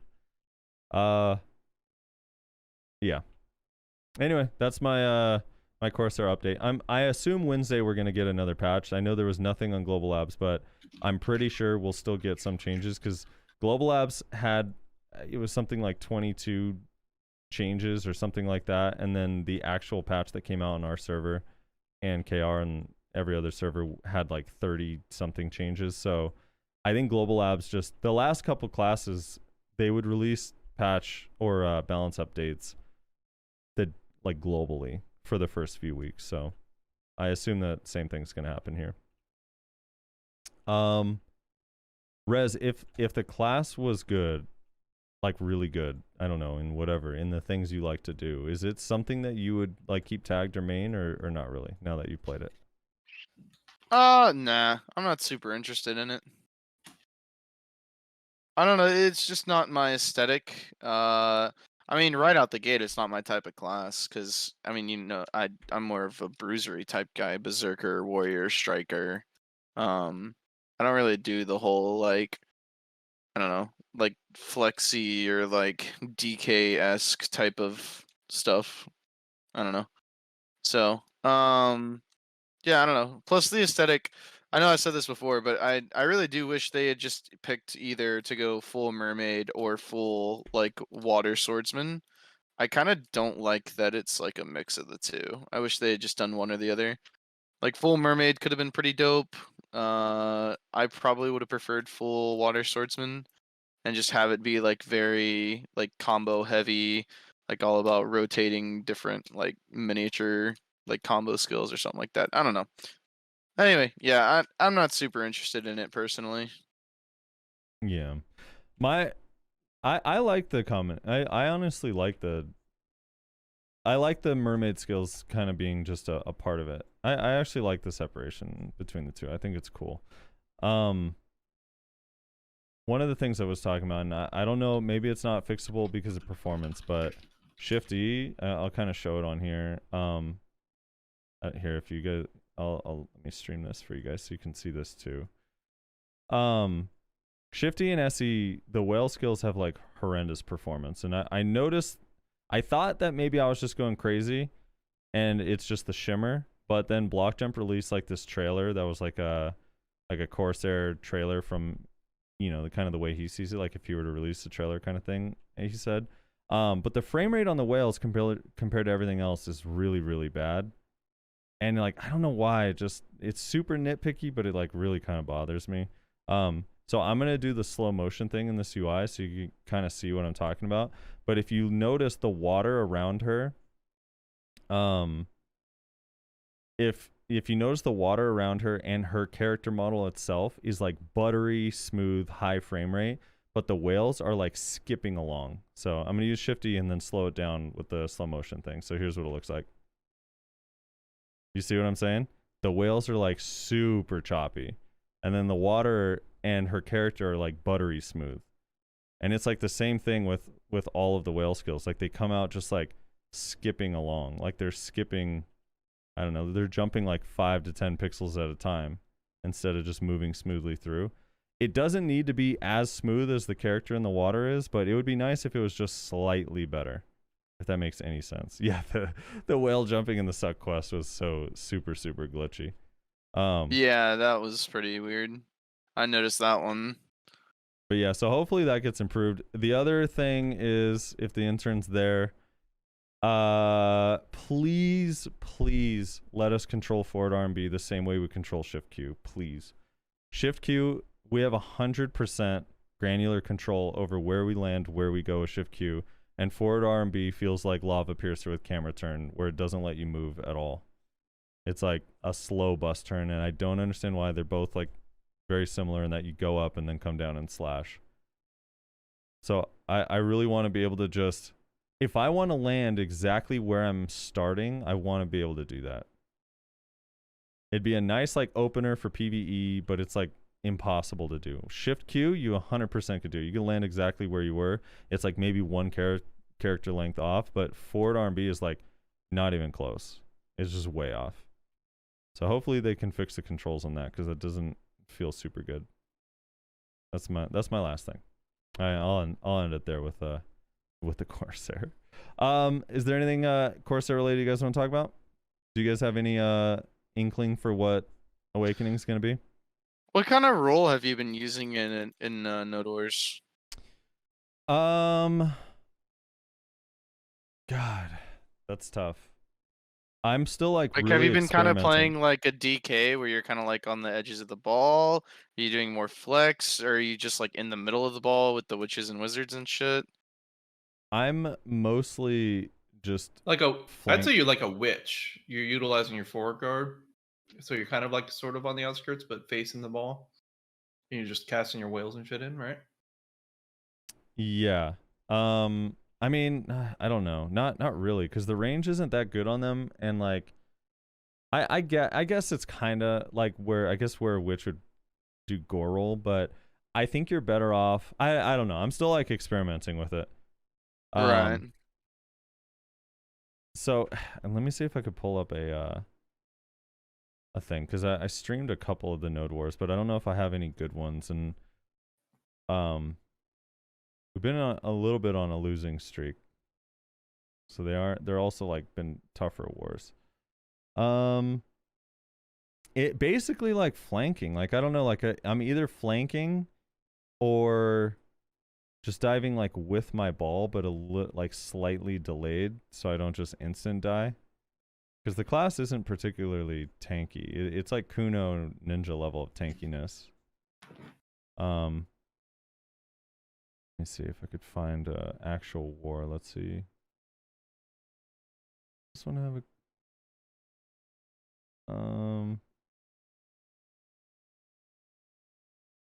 yeah, we've been having like some tough wars. We were in like a 1v2 with Villainous, and I don't know. Like it's super fun. Like when things get scattered, you know what? Like after a ball engage, when everyone kind of spreads out and there's a lot of little skirmishes, it feels really good in those situations. And it feels pretty good if your team is winning, you know. Right. Because like you're not just gonna instant die if your team is winning, but it can feel pretty tough when you're on the losing end, because it does feel like you start off a skill and then you just like kind of die immediately. But I do think like if you fight with the ball, there's some times where you actually feel like you impacted the fight a lot, and you can get kills. I've had like 3 pieces and like 2 kills in 1 engage, 3 kills in 1 engage a couple of times, which is pretty cool. But it's not just like dominating. Its damage isn't particularly amazing. It's like good but not great. You're not just like blowing people up. There are times definitely where I like I'll just suicide in. I'll just suicide in Just instantly and die. hope to God to get like 2 kills, and then it works out, and you're like, all right, cool, got 2 kills, probably block debuffed a bunch of people, and maybe my guild could do the rest. You're such a team player. I kind of am. I mean, I've always been that way. The thing is I said this beforehand, and you can check the tapes when we were talking on the podcast. I said I think it's going to be a lot like Awaken Hash, and I still feel that that's how it feels. It plays a damage dealing / supportive role similar to Awaken Hash, where you're not just solo killing everybody, and you're not like the most just dive bomb exploding people, and you're not like a full support, but you sit there and fight with your team. You slow debuff, you have the vacuum, you have the block gauge breaking stuff, and then you also deal damage so you can get kills and generate kills yourself with engages. But you have to play around your team. And that's how it feels. And it's like, it doesn't have massive AoEs. Like the whale skills are its biggest AoEs, so the people have to be right on top of you or right in front of you to deal damage.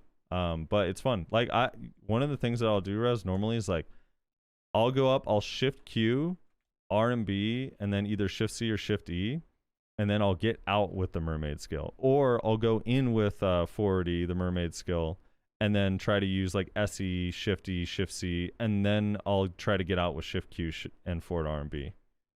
So depending on like how many of my teammates are alive, if a lot of my team is still alive, shift Q, forward R and B is good to get out.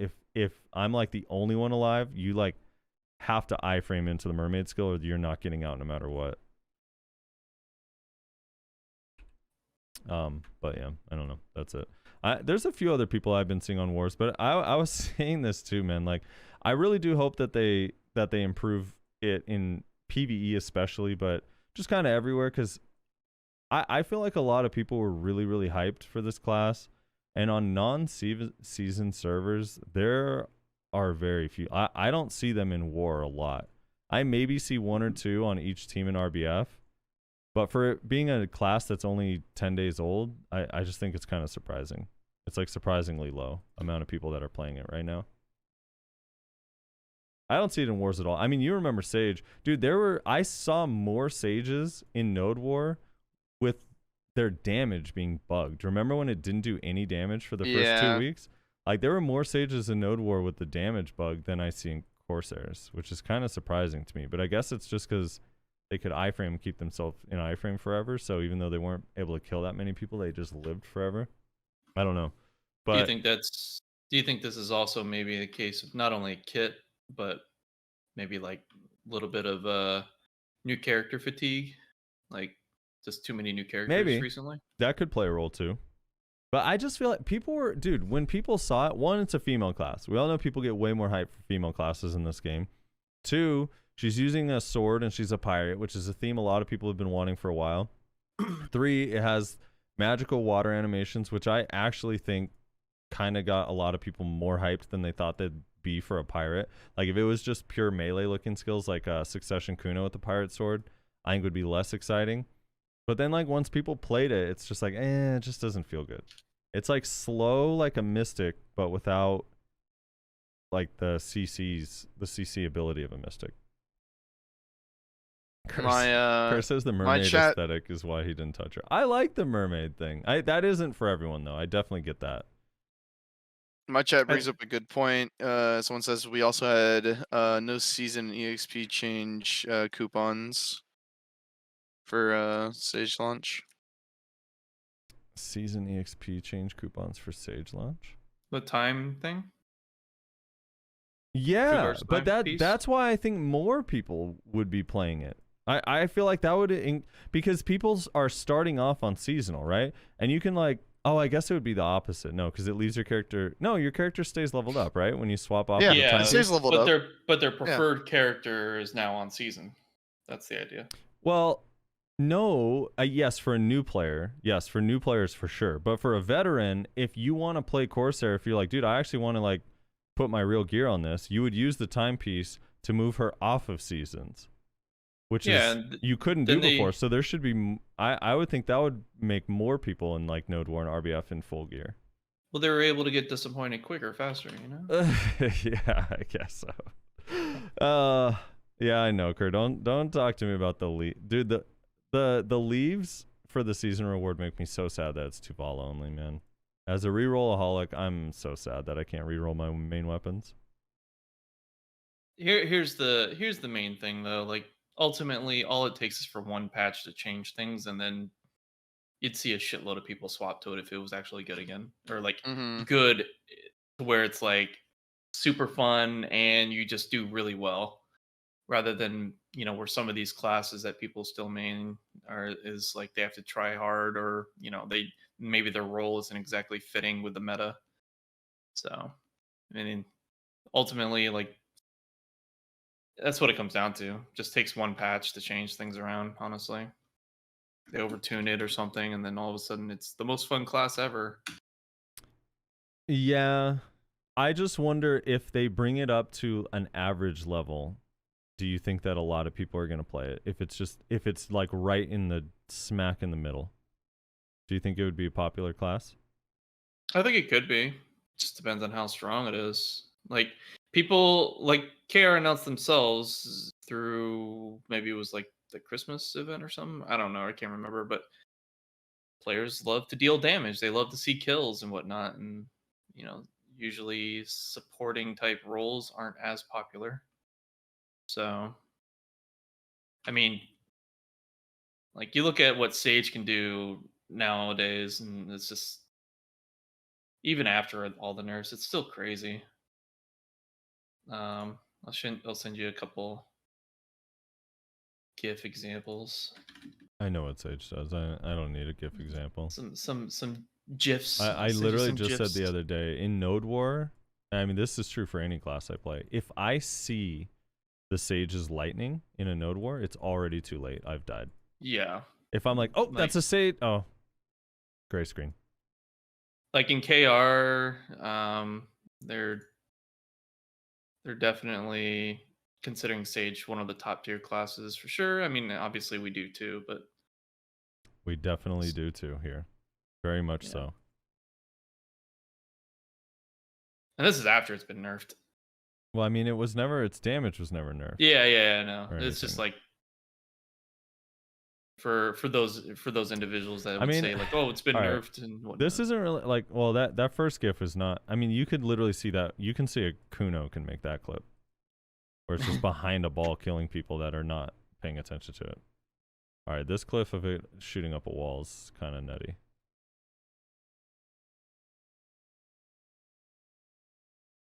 Look at all those gore rolls, dude. How's he not taking damage down there? I don't know. Probably Z-axis things. I like that it automatically starts playing another weird ass clip. All right, those clips are terrible, but yeah. I mean, it's Sork with bigger range and a grab. Yeah. And then the last reminder: grab cooldowns are they're too long. I mean, short. Too short. Yeah. Grab cooldowns are too short. That's just a reminder. It's just a PSA. Yeah. Community announcement.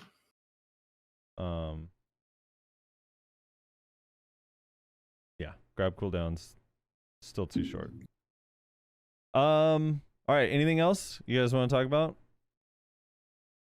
No, I think we're good. good. Oh, well, the that Caphras was Market. the Caphras Market. Yeah, you want to talk about the Caphras Market a little bit?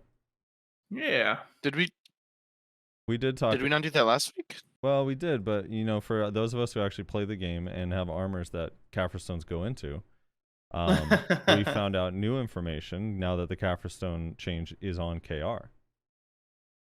And as far as like what kind of values to see. yeah, some of it is kind of crazy.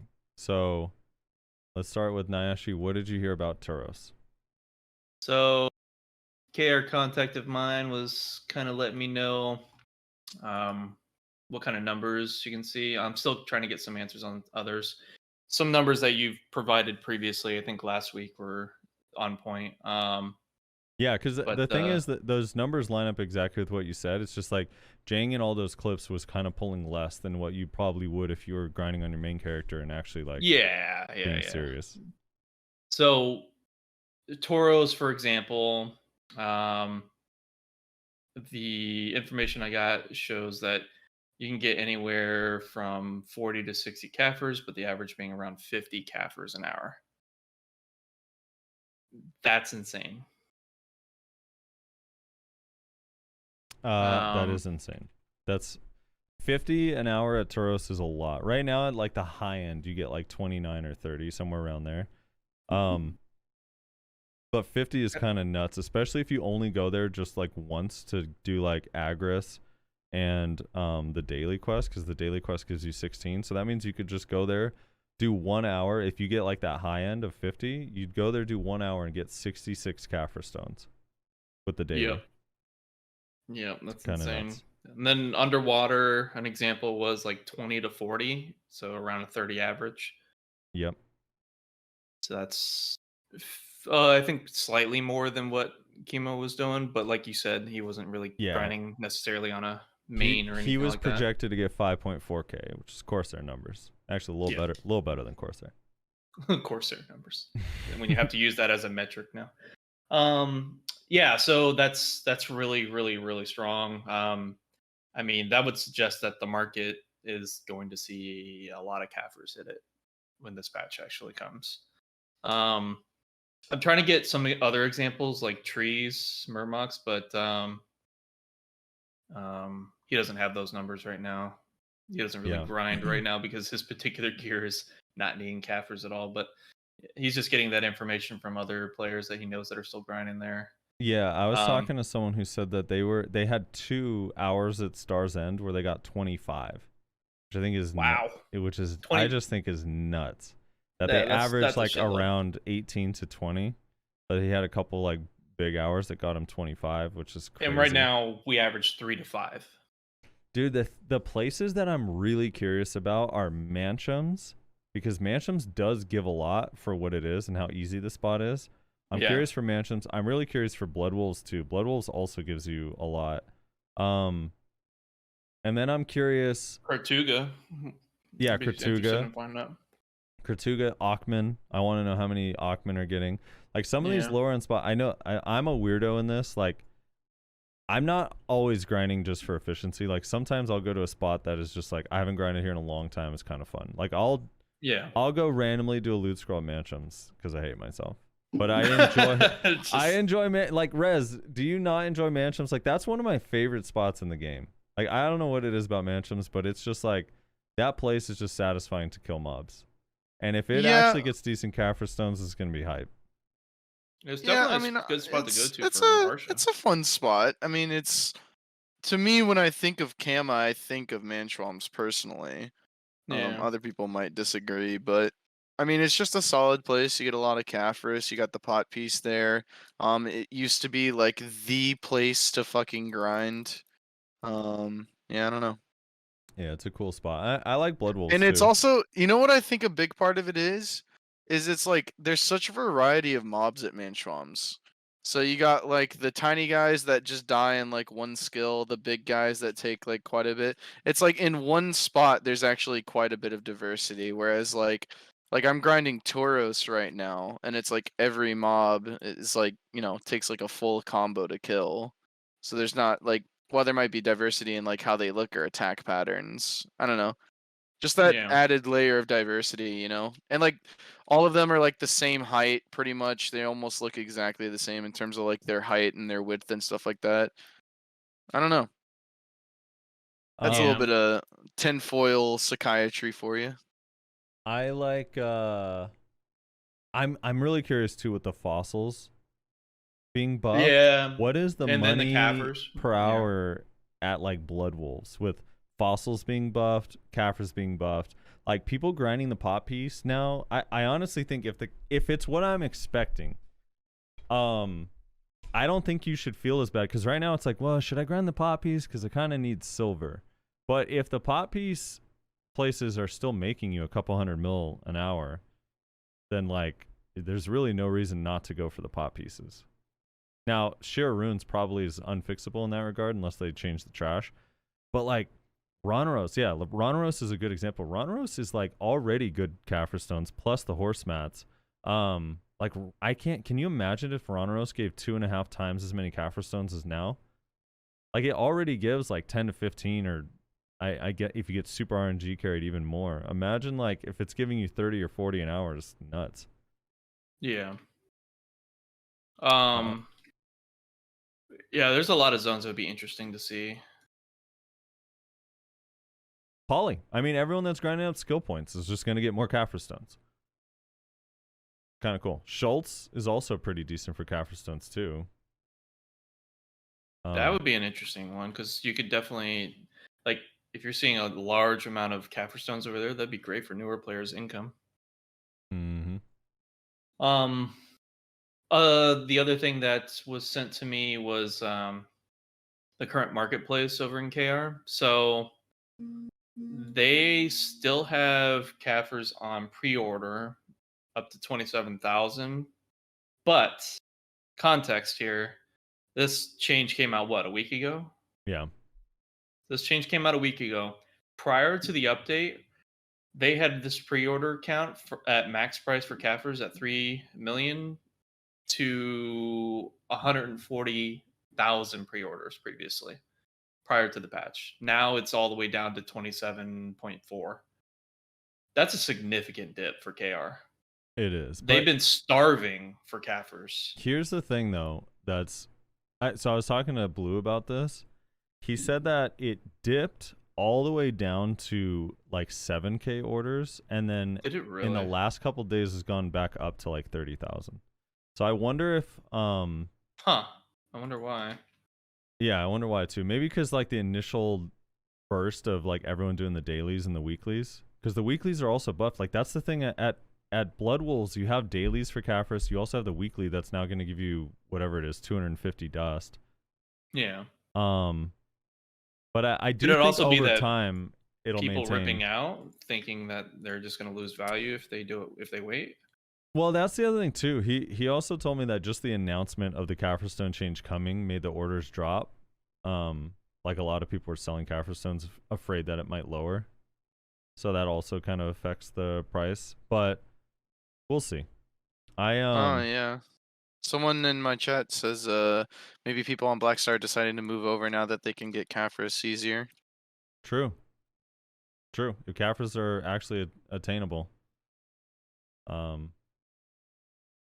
I don't know, I think it's like a really cool way to upgrade your stuff. Like I said before, like there's some stuff that I was like, dude, I'll never do unless I'm like hard capped, like going C19 on my offhand because it's just so much Caphras stones for the stats. But now I'm like, I might do that soon because I just want the stats. Or C20 on my dandy where I normally would just stop wherever it gets me a bracket, but I might as well just get the extra 2 accuracy and 2 AP or whatever, by going all the way to C20. We'll see. I also just love the idea of like, even regardless of the market itself, I like the idea that as I'm grinding over time that I'm just storing Caphras stones. Because you kind of, especially when you're saving for something like an accessory, if you're someone like me that doesn't ever sell Caphras stones, like when you start from 0 and you save up 50 bill and then you go look and you're like, oh crap, like I have 3,000 Caphras stones. Now it's like, if I start from 0, save up 50 bill, and be like, oh, I have 9,000 Caphras stones. So it's like actually a lot. That's just going to add up over time. So I'm hyped about it. I think it'll be cool. Anyway. I mean, it's exciting. It's hard to tell what's going to happen with our market because obviously our market's different than KR's. Mm-hmm. They've been starving for Caphras for forever, but we have always had Caphras available in the marketplace. It just kind of fluctuates the price. So, what's actually going to Well, happen I here? haven't always had. When you were playing League mostly, we definitely had orders. It was like 20,000, 30,000 orders, remember? Yeah. All right. So, yeah. Okay. So, like, closer to 8, 9 months ago at this point, right? It's been basically since they started doing all the events that gave us a bunch of free Caphras stones. It's been dipping. Yeah. Yeah. So, I mean, they've been available for a good while, though. I mean, it's hard to tell what's going to still happen, though. We don't know for sure if everyone's going to be like just dumping a whole bunch of Caphras in, and then the market's just going to like sort of balance out and stay where it is right now, or is there going to be a lot of excess Caphras because everyone's grinding a lot more? Or are they just going to hoard it and throw it into their gear, which is something that's very possible. It's also, I'm really curious when we get like 6 months in or 5 months in, whatever. It's July now. So let's say fast forward to December and we've had this Caphras stone change for a while. And Caphras stones, let's say it goes all the way down to 2.1 mil, right? Let's just Please, God. hypothetically speaking. And then what is going to happen with it when Fallen God comes out? It's just going to be the helmet. Like, I'm really curious, like, how that change affects the Yeah. Caphras market. Yeah, that'd be interesting. I think there's quite a few people though that are at the point where they're at least C9, right? So I mean, maybe there's quite a few that aren't, but I don't know. As far as like the PvP scene is concerned, I would assume that there's quite a few that are C9, at least in the helmet. Yeah, but that's like in our bubble. Like, you got to remember, dude. Yeah, like when you, that's true. yeah, like when you're A lot of people use warring, Heave helmet too. a lot of people use Heave, but when you're warring, like in our guild, and we're against the the 10 kind of guilds that we fight the most. Like, outside of that, I mean, first of all, there's a lot of people in all of those guilds that still need Caphras stones, but outside of that, like, think of all the T1 guilds, which there's a lot, and then all the guilds that don't war at all. Like, there's a lot of people that don't have C9 Griffin, and there's a lot of people on evasion, or there's a lot of people that are not evasion that just took that shortcut early on and just have like a C10 heave helm or a C12 heave helm. Yeah. Yeah, I mean, I did that initially. I've swapped over since then though, but yeah. So yeah, there's a lot of people with that. I don't know. There will be a lot of demand for a long time. There will definitely still be dude, I still see people all the time that don't have Fallen God. And it's like, yeah, I'm working on it. Like, Bear doesn't have C10 in his dim tree. All right, well, that's that's a particular example. There's a lot of bears out there. There's a lot of bears out there. There's a lot of bears out there. There's a lot of Reslars out. Reslar, do you have Fallen God? Nope. Like, Reslar went for Black Star Armor instead of Fallen God, when Fallen God kind of gives the same thing but better. It's crazy. There's a lot of people there's Leafson. Leafson is out there, dude. And Two Minds. They're all running around and basically it's like if seasonal is elementary school or middle school, Black Star is like they're in high school. They're running around in high school gear.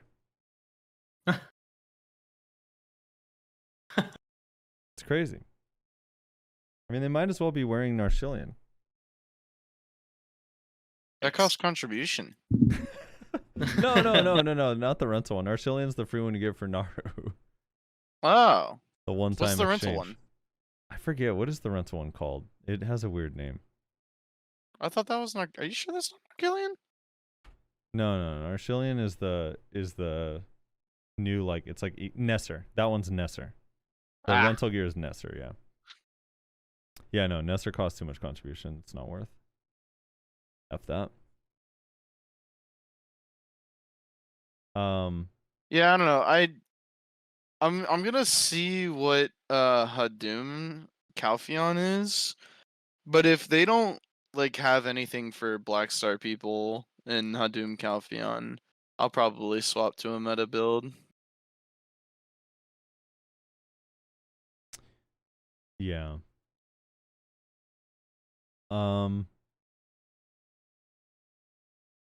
Dude, there's a lot of cool stuff coming. Also, it'll just be easier for you to switch. Maybe, Rez, you could be one of those guys that just makes a pen dim tree with Caphras stones, you know, from Tet. Just get a seasonal armor, Tuvala armor to pen or whatever, and then transfer it to boss gear, and then you just Caphras it up to pen with Caphras stones, dude. Show us how it's done. It seems like a waste of Shows Caphras how- stones. Hey, it was also a waste of silver to upgrade your gear with the obsidian stuff, but you did it. So being a waste is not really something that matters to you. Wow, but I didn't waste Caphras stones. Here's the last thing real quick. Ninja Kuno. Let me go to the global labs. This is fun. I briefly mentioned this, but I didn't really show it on screen. I think this is a result of the new stat screen. This is my theory. It's not confirmed, but I feel pretty confident. The description of the increase in melee evasion rate among the effects of killer training 1 through 21 have been modified to match the reality. However, the actual applied evasion rate increase effect is the same as before. So nothing actually changed. This is a tooltip change. But the melee evasion on Ninja and Kuno, every level, is plus 0.25%, not plus 1%. And I believe, my theory is that because of the stat screen, they put together this fancy stat screen, like, wait a minute, this doesn't add up. What is wrong here? And they're like, Yeah. unspec the passive real quick. It says it's only giving them whatever that maths out to. I guess if there's 21 levels, so I'm swapping to the to my ninja to like read through it exactly. So killer training. Where's the evasion? Yeah, the melee evasion. It gives you 1% melee evasion basically every 2 levels on 20 levels, I believe. It says 1%, but it's actually 0.25%. So it's a lot lower. Only a little bit. It's kind of a lot lower. So there you go. Ninjas and Kunos they're weak. All right? That's not what that means at all. It says here they're weak. It just means even with your guys' low stats, you're still really strong, you know? Don't say you guys. Don't lump me in with Ninja. I hate that Ninja and Kuno are next to each other in all these patch notes. It annoys me. They're very different. Oh, Ranger's evasive explosive shot became real for the first time ever. The What does that skill mean? description now explains that you get invincibility every second move when using it in a streak. Isn't that Really? cool? That's crazy. Because remember, if you remember the history of this, and Rangers, correct me if I'm wrong, there was a patch, I can't remember if we got it on our server, but it was like either on KR or Global Labs, that removed the iframe from every second movement. And then every Ranger was like, dude, what the fuck? They got pissed. And then they reverted the change, but they never added it to the tooltip or made it official. Because I think it was like a bug. And they just ended up like, oh, okay, like we'll just let them have this. And now it's like official. They've just like acknowledged it. Like that's how evasive explosive shot works. So now you don't, when someone's new to Ranger, you don't have to sit there and explain like, no. It's iframe, unprotected, iframe, unprotected iframe, or whatever. You know, you don't have to go through and like, well, why? It's like, well, because it just is. It's like, but on the tooltip, it just says iframe every 13 seconds. Like, no, listen to me. Trust me. Okay? This is how it works. Like now it actually has it in the skill description. So that's kind of cool. It's good. It's really good. I'm happy for him. Yeah. I think it's pretty cool. I'm proud of them. I'm actually super proud of them. Nice work, guys. This is again another situation where it's like the dog's finally peeing outside. That's the analogy here. That's Rezlar's analogy, and we're just gonna stick with it. Good job, puppy. You're finally outside. You're finally not wetting the bed. Rez, would that analogy work if your kid is wetting the bed like at age 10 and then like he finally goes on like a full month streak of not wetting the bed, you acknowledge it? I mean, I guess. I don't know. I've never had a kid, so Hmm. Haven't you though? no. Rez. Be honest, man. It's fine. Weird champ. All right, this is an aside. This is a random Frosty tip of the day. I saw the movie Cruella yesterday, Mhm. and the trailers made it look really, really bad. And I was like, that looks Really, so really good movie. It's a really good movie. I actually really liked it a lot. The wife wanted me to watch it with her. I was kind of reluctant, but after watching it, it was actually pretty good. It was pretty good, dude. I was like, because there was a live action version of 101 Dalmatians like years ago, and it was so bad. And this was actually like quite good. It was pretty cool, and mostly had nothing to do with Dalmatians. So Yeah. So that was kind of cool. Good movie. I recommend it.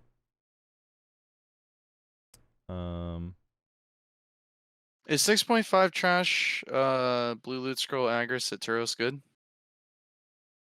6.5 is decent, yeah. With Agris, right? Okay. Blue loot scroll with Yeah, Agris. Agris and blue. That's pretty decent, yeah. That's probably about like average for most people, especially if you're a little bit lower gear. But yeah, like with Rage, if you go double striker with Rage's type gear, Rage and Ryu one time got 8.2. Whenever I go with Rage, we get like 7.8, 7.9. Whenever I go with anyone that's not a striker, we get anywhere from like 6.8 to like 7.3. But we're all like 300 AP Kudum. So Yeah, my partner is telling me that we can do a lot better. Apparently, you can improve, but that's not like the worst. I definitely still occasionally get that. On Corsair we got 6.3 the other day, and it was fun. Corsair Guardian. he says bad RNG, just 2 boss spawns. How many boss spawns are you supposed to get? I actually don't think 2 boss spawns is that bad, but every boss spawn lowers your trash, so the more boss spawns, the less your trash is going to be. But I think probably between 2 and 4 every hour would be like the average, and then bad hours is 0 or 1. Well, he does something he showed me, where we basically didn't stop to kill the boss. We just kind of drugged the boss to like packs.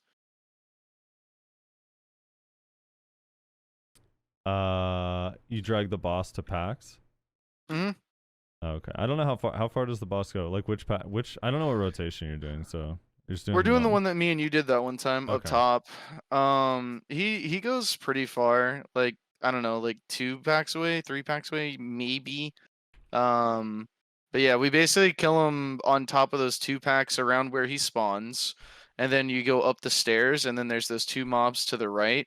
We kill him on those 2 mobs right there, although we don't normally kill those in the rotation. And then we drag him to the 3 mobs that you would normally go to when you go up those stairs from the water part. Yeah. Okay.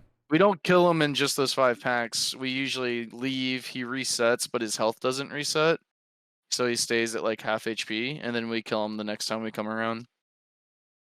It's an interesting idea. Yeah. Huh. I'll have to try that. Dude, I actually did I've had nothing but bad luck at imps, but I did a rotation with Amortat yesterday, and he has it down like pat, like how to grind that spot, and I actually kind of enjoyed it, even though I don't like that spot.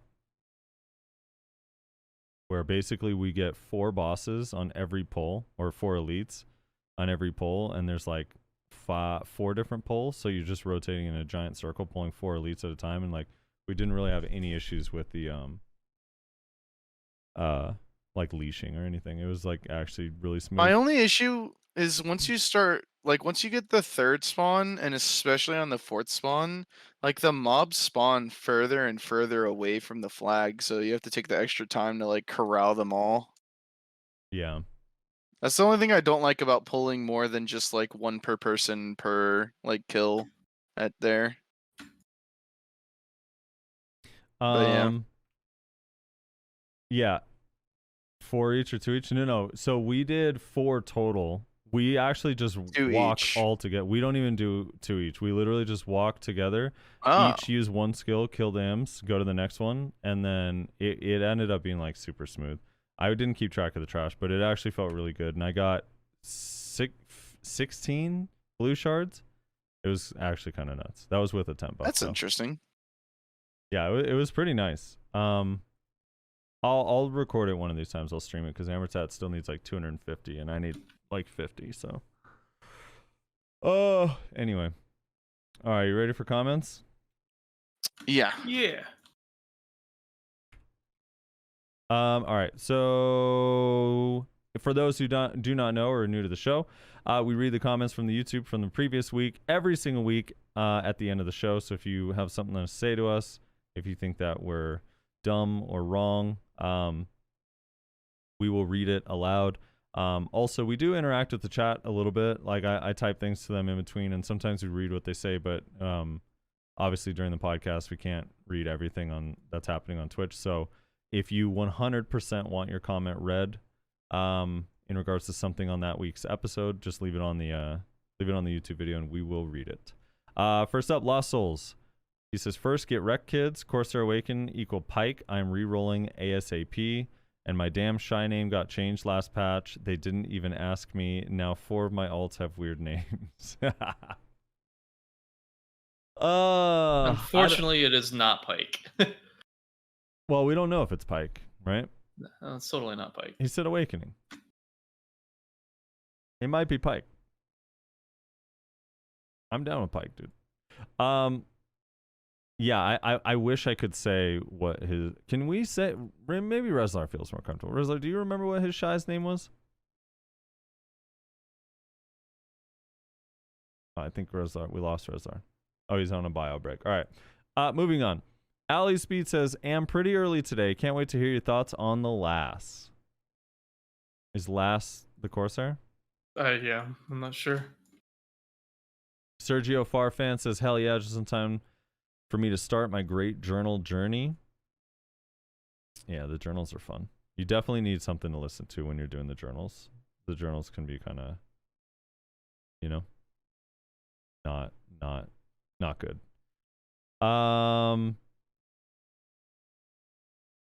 So Rostain saying I saw a 250 AP Corsair. She was not getting more than you. Stop, dude.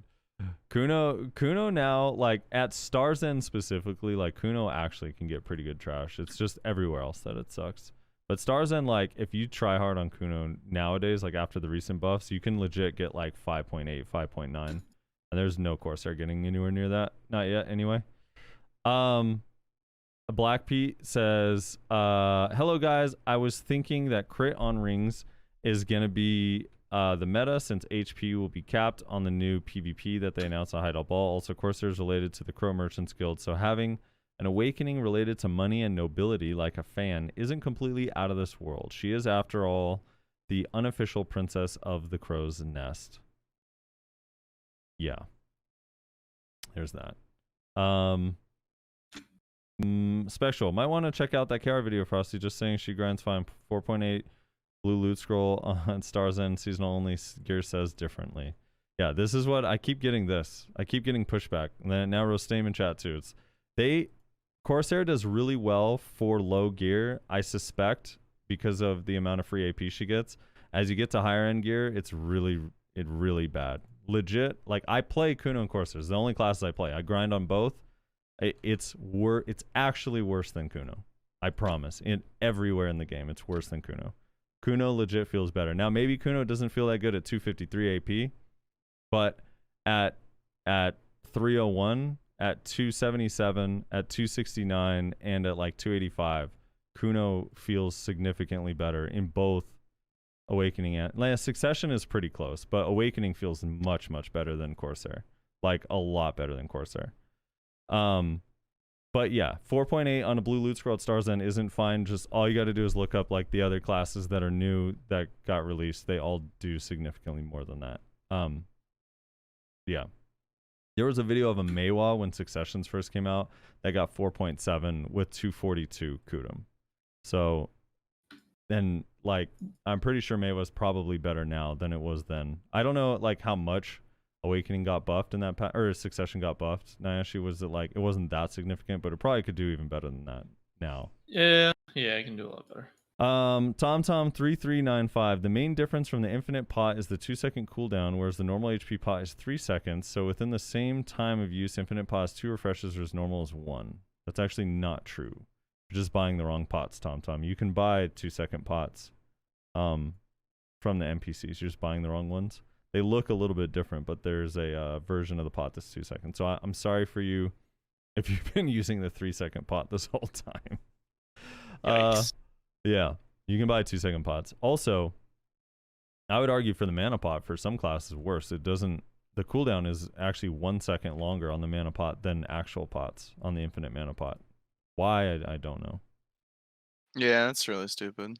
Sergio Farfan says, oh no, sorry. Wild seriously says, as a support main type of person, Corsair is the closest thing BDO offers while not being shy and decent 1v1.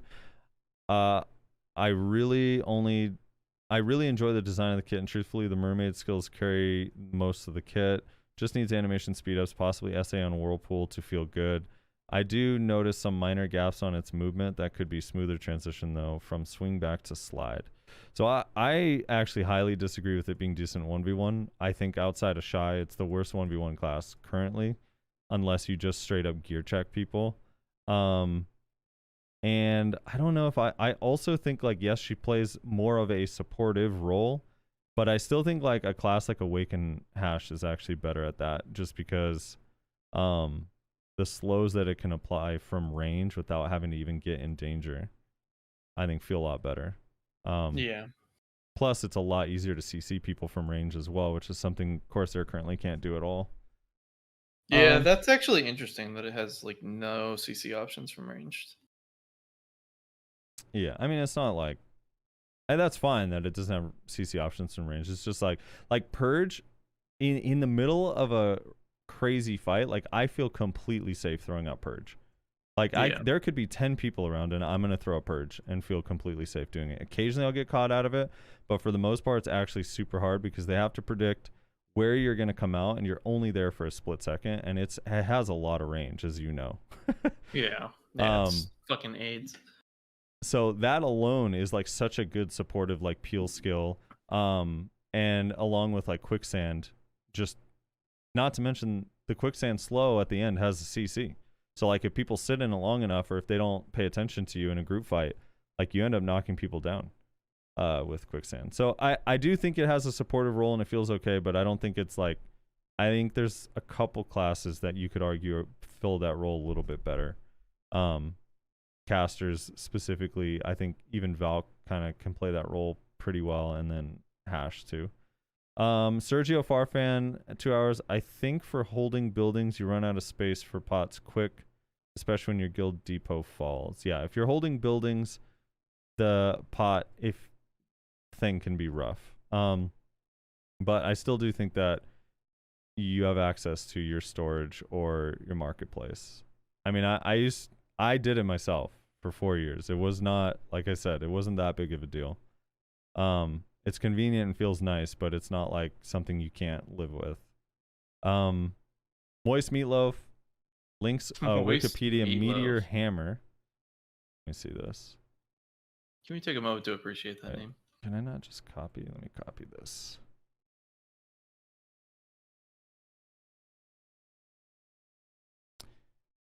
Okay, so this is the weapon he wants. This is kind of interesting. The Meteor Hammer. This is actually cool. Meteor Hammer? Yeah, let me put this image in the Discord so you guys could see it as well. This is a link to a wiki page with these weapons. This is kind of a unique idea for an awakening. I would have expected this for Nova more so than. Yeah, maybe, right? Because her mace flail thingy. Yeah. That would be kind of cool. So, like, what do you do with these things? He says, with water effects is kind of what I think / hope they'll give Corsair as an awakened weapon. Maybe replace the balls with an anchor. Isn't that basically what I said? Yeah, that is what you said, actually. You said Nautilus a long time ago. It's fucking gonna be Nautilus. No, And- I was talking about the balls on the chain. Didn't I say that like for an awakening weapon like forever ago? I was like, what if it was like 2 spiked balls with a chain holding them in? Yeah, I mean that was I think that would be kind of cool. I didn't know it had a name though. Well, these ones are not spiked balls, are they? No, these ones are just like heavy. No. This is like basically like hammer throw balls connected to a chain. Yeah, it'd be kind of a cool idea. I could see it. I do hope so much that they keep the water animation, but we'll see. House of Mana, Infinite Pots argument. Hi, cuties. Kalani here. Reslar, I listen to both of you. I know you feel like Frosty wasn't listening. I'd argue he was. I'd argue he was. I could make a strong argument he was listening. As someone who is at endgame, 700 gear score, node wards 5 times a week, degen grinds, etc., but only has HP infinite pot, I would argue the advantage is to not have the infinite MP pot if we're min-maxing, as a class that uses MP pots can enjoy the instant variant, which gives 375 mana per 5 seconds. The infinite mana pot gives 325 per 6 seconds, which aligns with a regular stamina yellow resource potion. So your entire argument, Reslar, which did include an assertion that at the end level it is, in all caps, necessary to have infinite pots at timestamp 207:02, is at best only partially assertable. If we're looking at it from a completely min-max competitive perspective, that's not even touching some of the other strong rebukes to your argument, which is widespread availability of potions via the tent, maids for node wars to retreat potions if you need more. Sure, it's really nice to have, but I think Frosty easily takes the stronger stance and is probably super handsome. I added that last part. He didn't say that last part. Yeah. And I like that this guy's name is House of Mana. I feel like he made this YouTube account to put this comment here. Yeah, so I mean, it's funny because we just literally just mentioned it like what 2 comments ago, that like the whole infinite pot thing not being the same as like the best pot is like really weird and doesn't make any sense whatsoever. They hate wizards. But yeah, I don't know. I don't really want to get into it because I don't want to get into another argument, but yeah, sure. HDTVTH says, everyone forgets that Awakened Valk, Awakened Maehwa, and Tamer has that annoying movement when you go sideways, and I bet PA will forget too, and will not get removed. Wait, what? I'm not too sure. Oh, I think I do know what they're talking about. Because, like, Awaken, I was saying that too. Awaken Kuno has it as well. Have what? A weird delayed movement in Awakening, where if you walk to the side, like left and right, it actually does take a long time to slow down. Like in pre-Awakening, it's instant, but for some reason, Awakening, it's slow, kind of like the newer classes. So I think he's saying that Tamer, Valk, and Maehwa also have it in Awakening. Like if your Awakening weapon's out. I'm not seeing that. I can't test on Nova, but I could kind of show it on. Here, let me show you. Hold on one sec. I don't know what Is there Awakening? talking That's about. with Awakening weapon out? Waking weapons out. Yeah, I don't know. God, I don't know how you play with those settings. Switch to pre-Awakening and do the same thing. Yeah, I don't know. I don't see it on the Maehwa either. Let me move to Kuno real quick. And see if you see Fucking, what I he's don't know what he's talking Yeah, about. maybe he's talking about something else then. I don't know. Yeah, he's playing, dude, it's crazy. He just wants everything to look like a giant white sheet of paper. Me? Yeah, your settings are blinding. No, it's because I didn't change the gamma after it turned to daylight. That's all. Yeah, so if I move left and right here, let me stream this so you could kind of see it on Discord too. And yeah, no, they didn't mention this, that they're going to change it in Awakening for some of the classes that already do have it, which I guess people just don't realize because you don't ever really move with your Awakened weapon out. But all right, can you see Nashi? Can now. Okay, so when I go left and right, instant stops, right? This is my pre-Awakening. Instant stops. When I have the chakram out though, It has. Look at how long it takes. Yeah, She you does have 3 or that- 4 steps. You have that funky ass movement. Yeah. It's also when I go forward. Like, look how long that animation is to stop when going forward. Can you like not do any actions during that? I mean, I can't interact with anything that requires you to not be moving. But but the thing is like you don't notice it that much on awakening characters because when you hop off of a horse, you usually hop off and your awakened weapon's not out. Yeah. So because the pre-awakening doesn't do it, it's like not that big of a deal. And in Succession, obviously you're in pre-awakening, so you're not going to notice it. But yeah, in Awakening, like I guess it doesn't do it on Meiwa, but it does on Kuno, which is odd. Yeah, I don't know why he said Meiwa has it too, but Unless he's I talking about something don't else, and know. that's not what he's referring to. Parthos Yeah, and Striker maybe. has it too in Awakening. Yeah, I think people just don't notice it as much on Awakening classes because you hop off your horse, and when you're actually interacting with stuff, you're usually in pre-awakening. A lot of the times. I don't have weapons. That could be it. Wait, do I? I don't have Awakening kit set up on my Valk, so I can't test it. I apologize. Back to fishing for these keys. By the way, these keys from the event are so lit. Oh my god. Yeah. They are getting me a ton of money. JJ Carver says, I feel like the community does not hold the devs' feet to the fire enough like other games. Maybe it's just an MMO thing, but BDO is clearly going the route of creating issues to later sell you the solution. I have a rather large investment portfolio, and I understand the pressure shareholders have on companies, so I honestly think this is just something you're either going to have to live with or move on. They're here to make money, and when you make money, you're only thinking about how to make more of it. They're going to keep pushing the limits and squeezing the community until their profits take a serious dip, and they're not going to change anything on their end to reduce the amount of money the community spends on the game. The game is predatory, otherwise the share prices wouldn't be that high. The game's content isn't keeping its player base, it's the slot machine RNG mechanics that ultimately hook players. Maybe it's time to really have a serious discussion about all of this if you truly care about the game. I forget the original topic that's in reference to. I agree with the premise. I do think there are examples of things that directly hurt their pocket that they removed from the game, like the reroll coupons.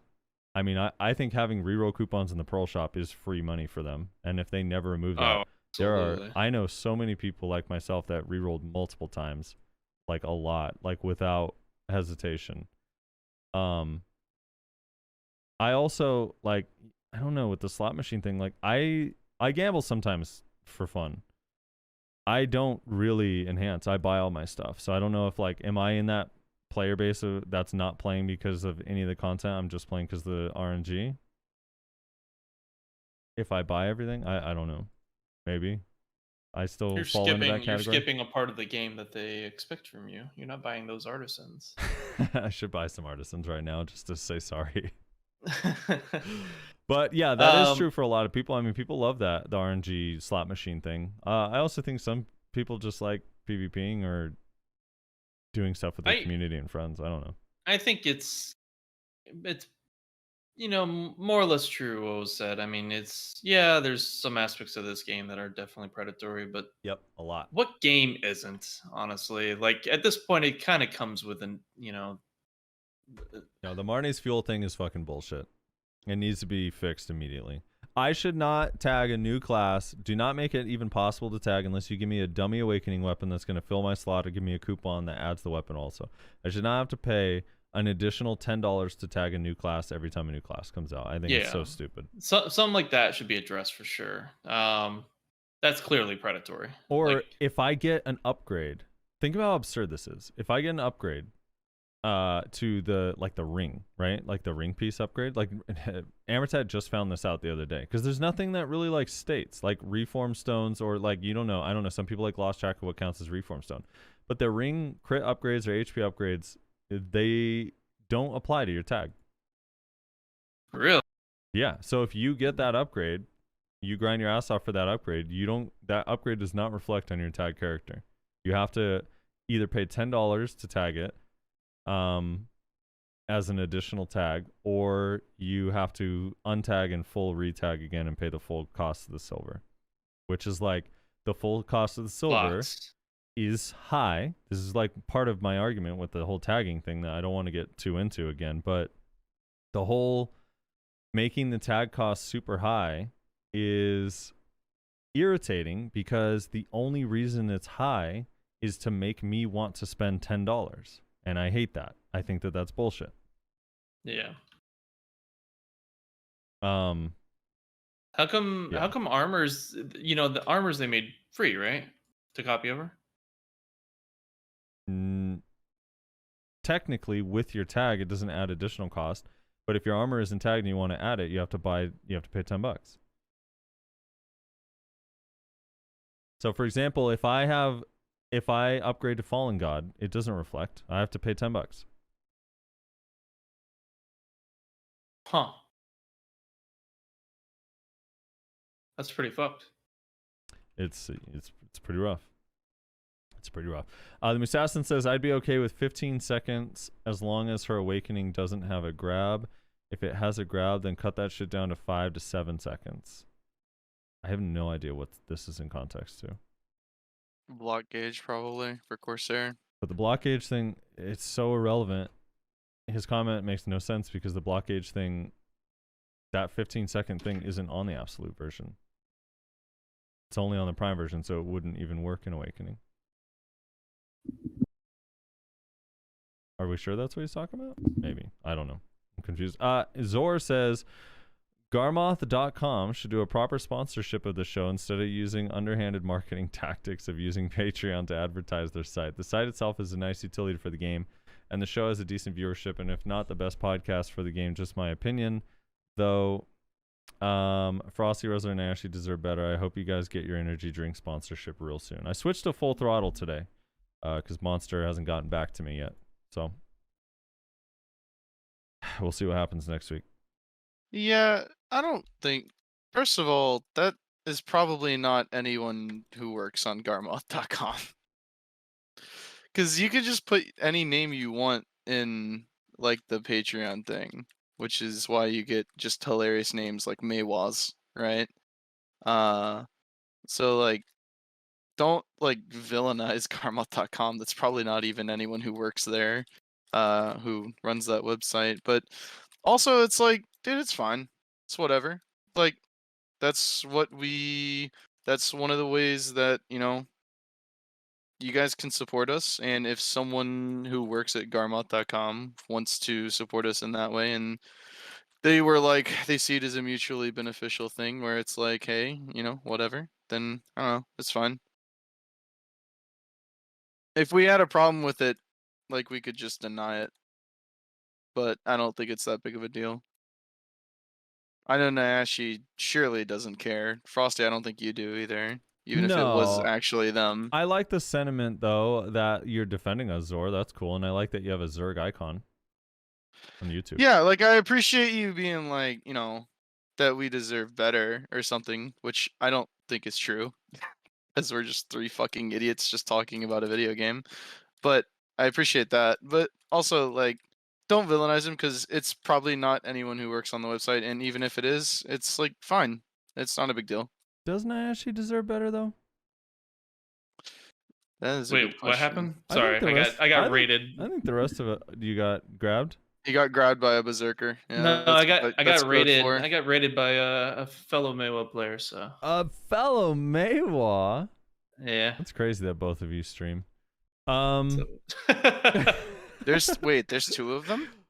Yeah, dude. well, maybe not raiding anymore, but playing Maywa anymore, but yeah. Yeah, So wait, what did I miss? What did I I miss mean, on it? Sorry. Look, here's the thing with the Garmoth.com thing. Yeah, the Patreon has the name, so we say the name every time, and it's like a free advertisement. Pearl Abyss, as Genius is pointing out, he probably got like a free tank of gas on his Bugatti when he got it to put a whole costume in the game. I got a free thing. Yeah, and he got the 91, dude. He got the good stuff. Is it Oh 91? my gosh. 93. I don't look at that number. It's been a while. I get that 87. Lebo says, I feel like it's been 2 months since the last podcast. Yeesh. All right, there was one literally the week before this, Lebo. Come on. 2 months. That's a long time to go without a podcast. Oh, I like that. These are, dude, we don't get these a lot. HK Boone says, waste of time, stopped watching after 30 seconds. That means he didn't even finish. He didn't even finish the intro. Damn. Yeah, isn't the intro like 35? It's toxic, dude. You got to get through the intro at least before you can hate the podcast. Lebo says, I can see Corsair's Awakening being a sword and a gun like a true pirate. I'm convinced we're gonna have what was that? Didn't you post something, Frosty, in one of the discords? It was like the aerial Oh, one, yeah. and then you had what's the octopus's name? What's her name again? I can't remember. Ursula. Ursula. We're gonna get an Ursula one. There we go. Are we just gonna? Okay, What? never mind. Did Nyashi just say areola? Did No, he? I didn't say aerial. I said aerial. Wait, did he say areola? I did not say aerial. I thought he said areola. I actually did a double take. Wait, is Nyashi think Awakening's just going to be areolas?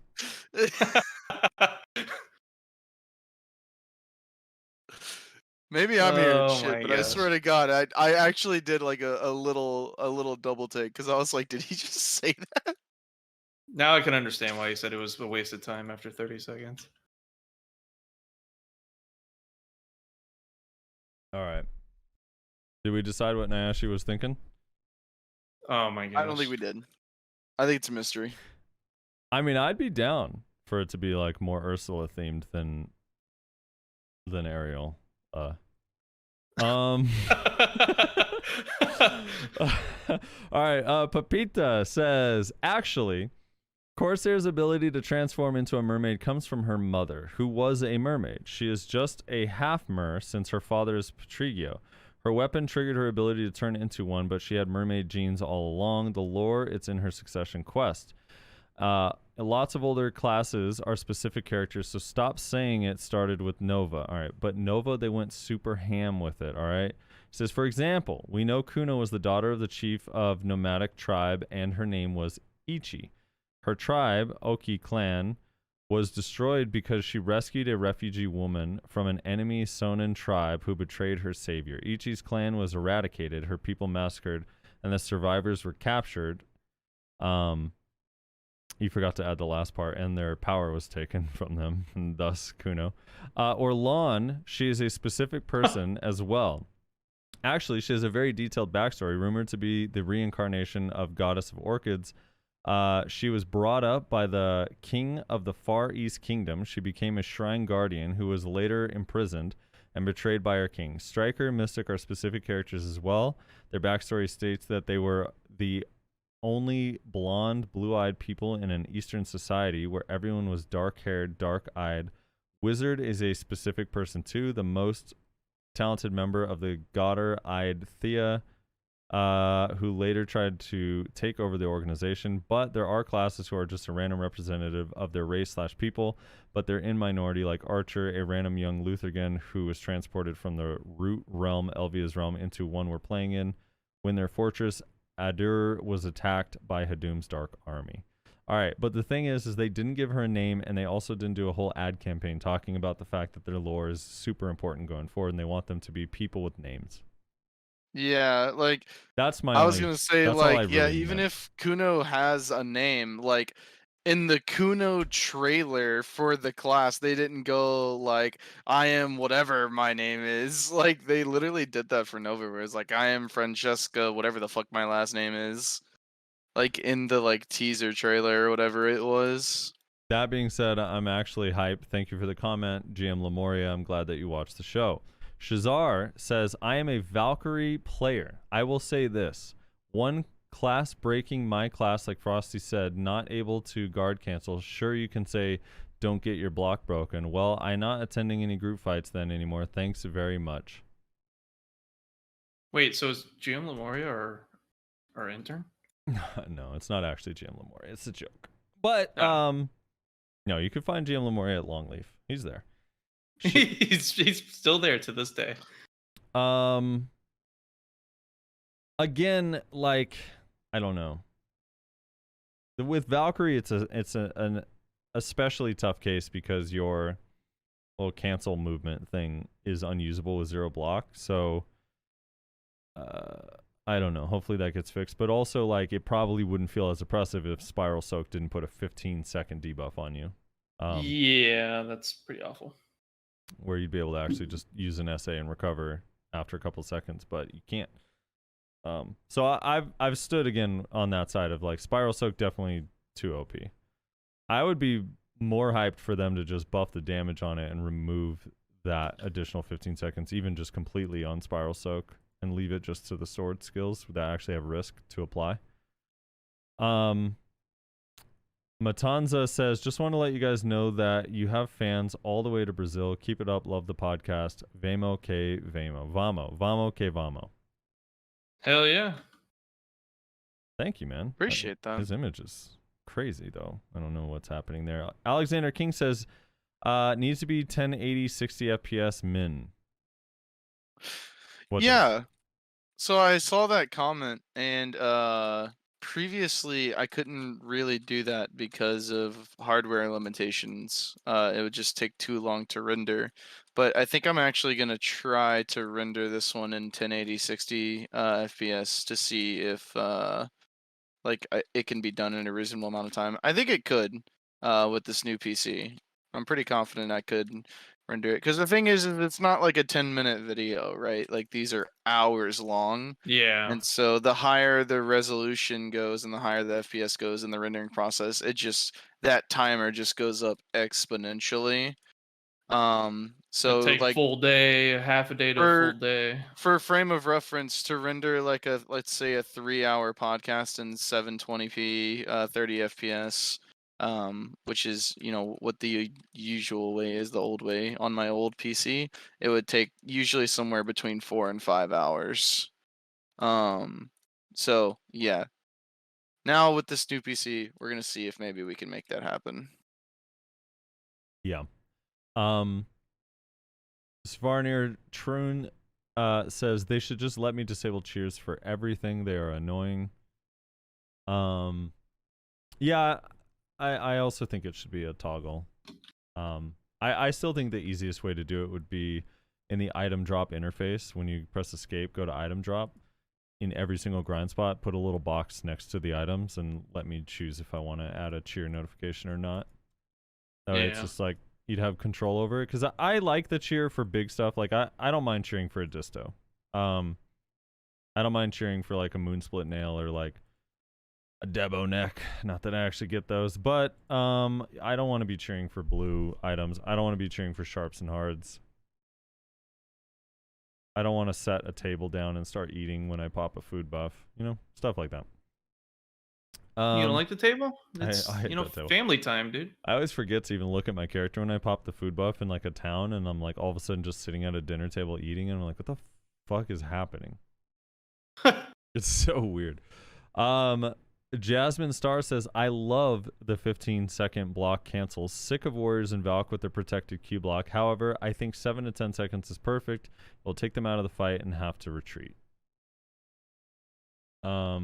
Scintilla Soul says, just 2 questions, really, both kind of related to catch-up / progression. First is, do you think Seasons, as it currently is, does enough for catch-up mechanics, or should they maybe be put in a position where they can get 261 Kudum, maybe even get the opportunity to get Tuvala Nuver equivalent? Also related to skill points, they feel like a chore that's unnecessary at this point in the game, something that has to be done but doesn't add anything to the game, rather more negative than positive. Do you think skill points should be easier to obtain, example through a Marnie Stone style, or even just family shared skill points? That's an interesting question. In my opinion, yes, I actually do think there should be a Tuvala Nuver equivalent. I think it kind of sucks that there isn't. I also do think that you get pretty close to 261. So, for example, if you finish Tuvala, like a full set of Tuvala now with all the journals, what is it? 247, 249 Kudum? Is that right? Something like that, Sure. I think, yeah. But you also, all the new players now also get to level up, and you get a Pen Kaposha ring for the first season, and then the second season, which, as long as they keep going like they did with the first 3 seasons, you can get the next one the following season, and so on and so forth, which add a lot of extra gear. You also like new players and veteran players all have the opportunity to get the Pen Crescent ring, kind of in the same way.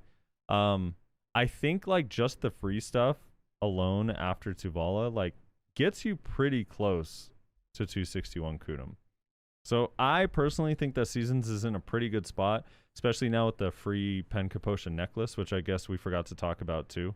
That was announced on Wednesday as the season graduation reward. I think if you're actually into the game, I think it's fairly easy to get 261 Kudum after Seasons, especially with the way they're giving out accessories. So I think it's pretty all right. But I don't know. What about you guys? Do you think it's too hard to go like past where Tuvala is? Nah. I think it's a pretty good place to like leave people off, honestly. Do you think you should be allowed to Caphras Tuvala equipment? For why? That would probably do more harm than good. Yeah, that's honestly. Well, I'm saying because like it's a weird. They give you basically Tet armor, but then you have to like go get Tet armor also. So I don't know. I think it's. I like, mean, it's like kind of. so you want the Tuvala gear to replace Tet armor essentially completely, and just force them to basically grind up the pens. Well, it's rather like than it's one of buying the true things Tets. I run into. Like the hardest thing for me when like giving someone gear advice is when they show me a full set of like Tuvala. Like once they get accessories, it's like the armor is a weird thing because they're basically again getting armor from scratch. Okay, so what about this then? So you know how like you were talking about earlier, like if you have like a Tet armor, you can go to fucking C20 to turn it into pen. What if they did that for Tuvala? So now it's like you can turn Tet Tuvala into actual Tet boss gear by hitting just like a relatively low amount of Caphras level, like C3 or something. Yeah, I mean that'd be interesting. I mean, I guess like I think the transition's just kind of weird. Like with accessories, they blow up, so you're getting something better anyway. But your armor is like you literally just kind of keep it forever. So it's like a weird thing that like, oh yeah, that armor just is hard stuck there. I'm not saying it's bad. It's like good. It's still better than whatever was there before. I just think the transition is a little bit awkward. That like it's like, hey, what do I do now? It's like, oh, like all your armor is obsolete going forward, so you got to just replace all of it. It's kind of the same issue I have with Blackstar, just at a different level. It's like you just kind of get stuck. What's your DP with that armor again? 308 with Kudum. Yeah, that's pretty low. Or 309, I don't know, something like that. I mean, you can grind up to Star's End, right? Yeah, Star's End, but you have to be careful. But it's definitely doable. I don't know. Yeah, that's an interesting approach, allowing it to take Caphras to kind of like give them that sort of middle ground before they actually start buying their pens. But I mean, someone in chat, and Captain's like, please, dear God, don't. The Caphras Market just Yeah. recovered. That's true. I mean, I guess like yeah, people are pointing out it's pretty easy to get Tet armors nowadays. I guess like my idea of getting it is probably how it felt back in the day. I mean, like honestly, like what, less than a week. Oregon's not easy to get though. Oregon's 3.2 bill. That's crazy. Most of the other pieces are relatively cheap. Everything is basically 2 bill. Yeah, I mean, what, a week? A week, and you can replace an armor Well, piece. a week for you at Bloody, but what about a week for someone with 242? No, I meant like a week being at Star's End. That should be enough. Yeah, I guess. I don't know. Maybe it is easier than I think, but it's just like a weird transition. But as far as like 261 Kudum and where you end up, I think it's okay. Related to skill points, I don't know how you guys feel. I think the skill point system is the only problem with it for me personally is that they added all of these massive combat EXP buffs, and for some reason, like the amount of skill EXP didn't like scale with it. A bell, like we don't get skill EXP for a bell. I don't know why. Yeah, that one's a little interesting. Probably should. I don't know. Ultimately, the bells are like a small piece that helps people push those like level 65 and 66 kind of thing. But Maybe change this daily grind scroll from, instead of 4 options, it's just 2. You can either get the 100% with 15% skill EXP, or you get the 200% with 30% skill EXP. You know? just have a mix and match version of it. Yeah. That way it's not like, I don't know. I just feel like a lot of these are weird. Like some of them that also add, I get like you don't need as much. Like the bell could literally just give like 20% skill XP, would be really nice. An old Moonbook does a pretty alright job, like 100% combat, 50% skill. Just feels like some of the EXP boosts don't give as much skill, so it feels kind of bad. Give them some in between things like Fallen God upgrades, new items on the spot. I don't know about that idea though.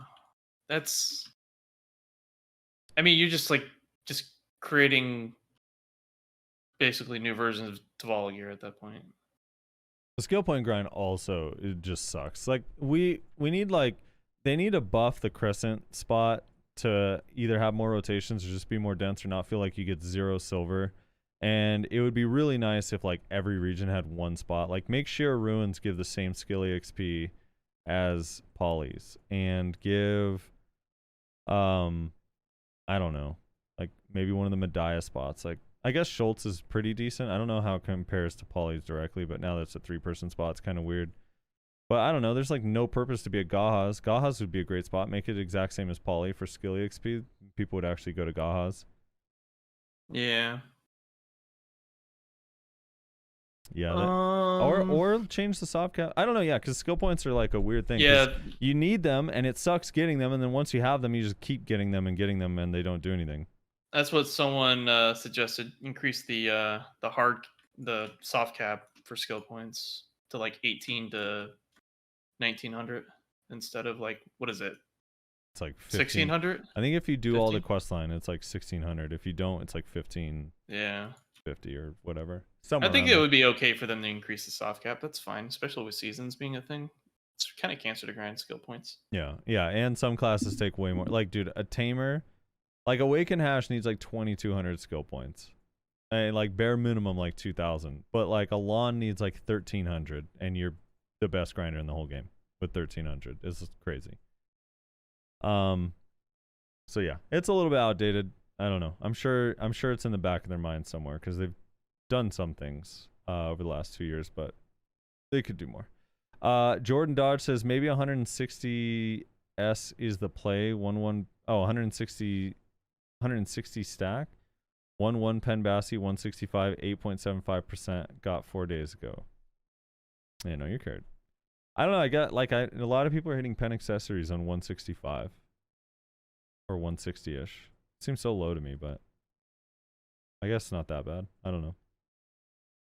Frank's 80 says, I just have pots in my MP warehouse. When you're dead node where you can transfer pots, death CD timer. I've never felt the need to get the infinite pot.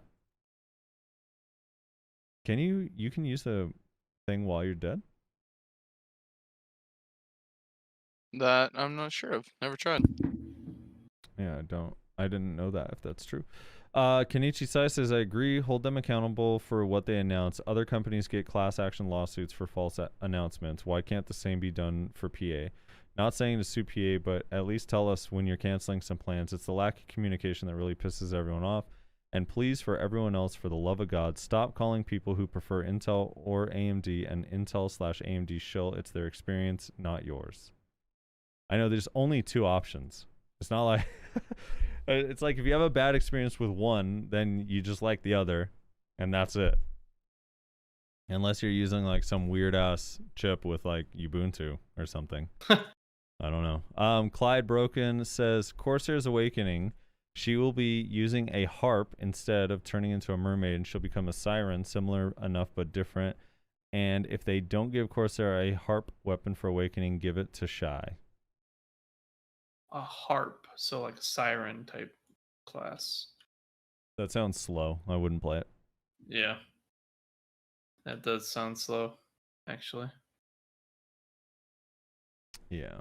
And that's it, dude. That's the comments for from episode 115. If you want to comment on the show, like I said at the beginning, the comments. If If you want us to read your comment on the show, we do it every single time. Just make sure you leave a comment on the YouTube video, and the following week we will read your comment and go from there. Outside of that is our show. Rez, you got anything else for us? No, that's it. We good to close out? I think we're good to Think close so. out, dude. The second we get some Corsair news on at least on my stream, I will announce it immediately. I'm still gonna be playing Corsair basically like full time. So I'm looking forward to seeing what we get Wednesday. And for most of the people that are wondering when we'll get Awakening, they said it'll be 4 to 5 weeks. If they go with what they did with Sage, it took them 5 weeks. We got Rabombs like 3 weeks after Sage came out, and then the Awakening announcement / teaser was like a week before. So Here's I a assume question. in 2 more weeks we'll get a teaser for Awakening. Here's a question for you, Frosty. Mm-hmm. What do you think is more difficult to do? Doing the Raid Shadow Legends thing or playing Corsair? What do you mean more difficult to do? You know, what did you enjoy more? Is it playing Corsair? I mean, or- Corsair. I enjoy Corsair. It's just inefficient and bad, Ah, okay. but it's still like a fun class. Gotcha. Yeah. That's all. Reza, want to close this out? Sure. Thanks everybody so much for watching. Hopefully you guys did enjoy. Like Frosty said, leave a comment. We read comments every single week, so we can give us your thoughts, and then we can talk about them, whatever they are. Shout out to the patrons. Thank you so much to the Twitch subscribers on our Twitch streams. If you want those, they can be found in the description. Twitch.tv/SoFrosty. Is Frosty's, Nyashi's is Nyashi_NA, and then mine is /NotReslar. And yeah, I think that's everything. Have a good week. We'll catch y'all next time.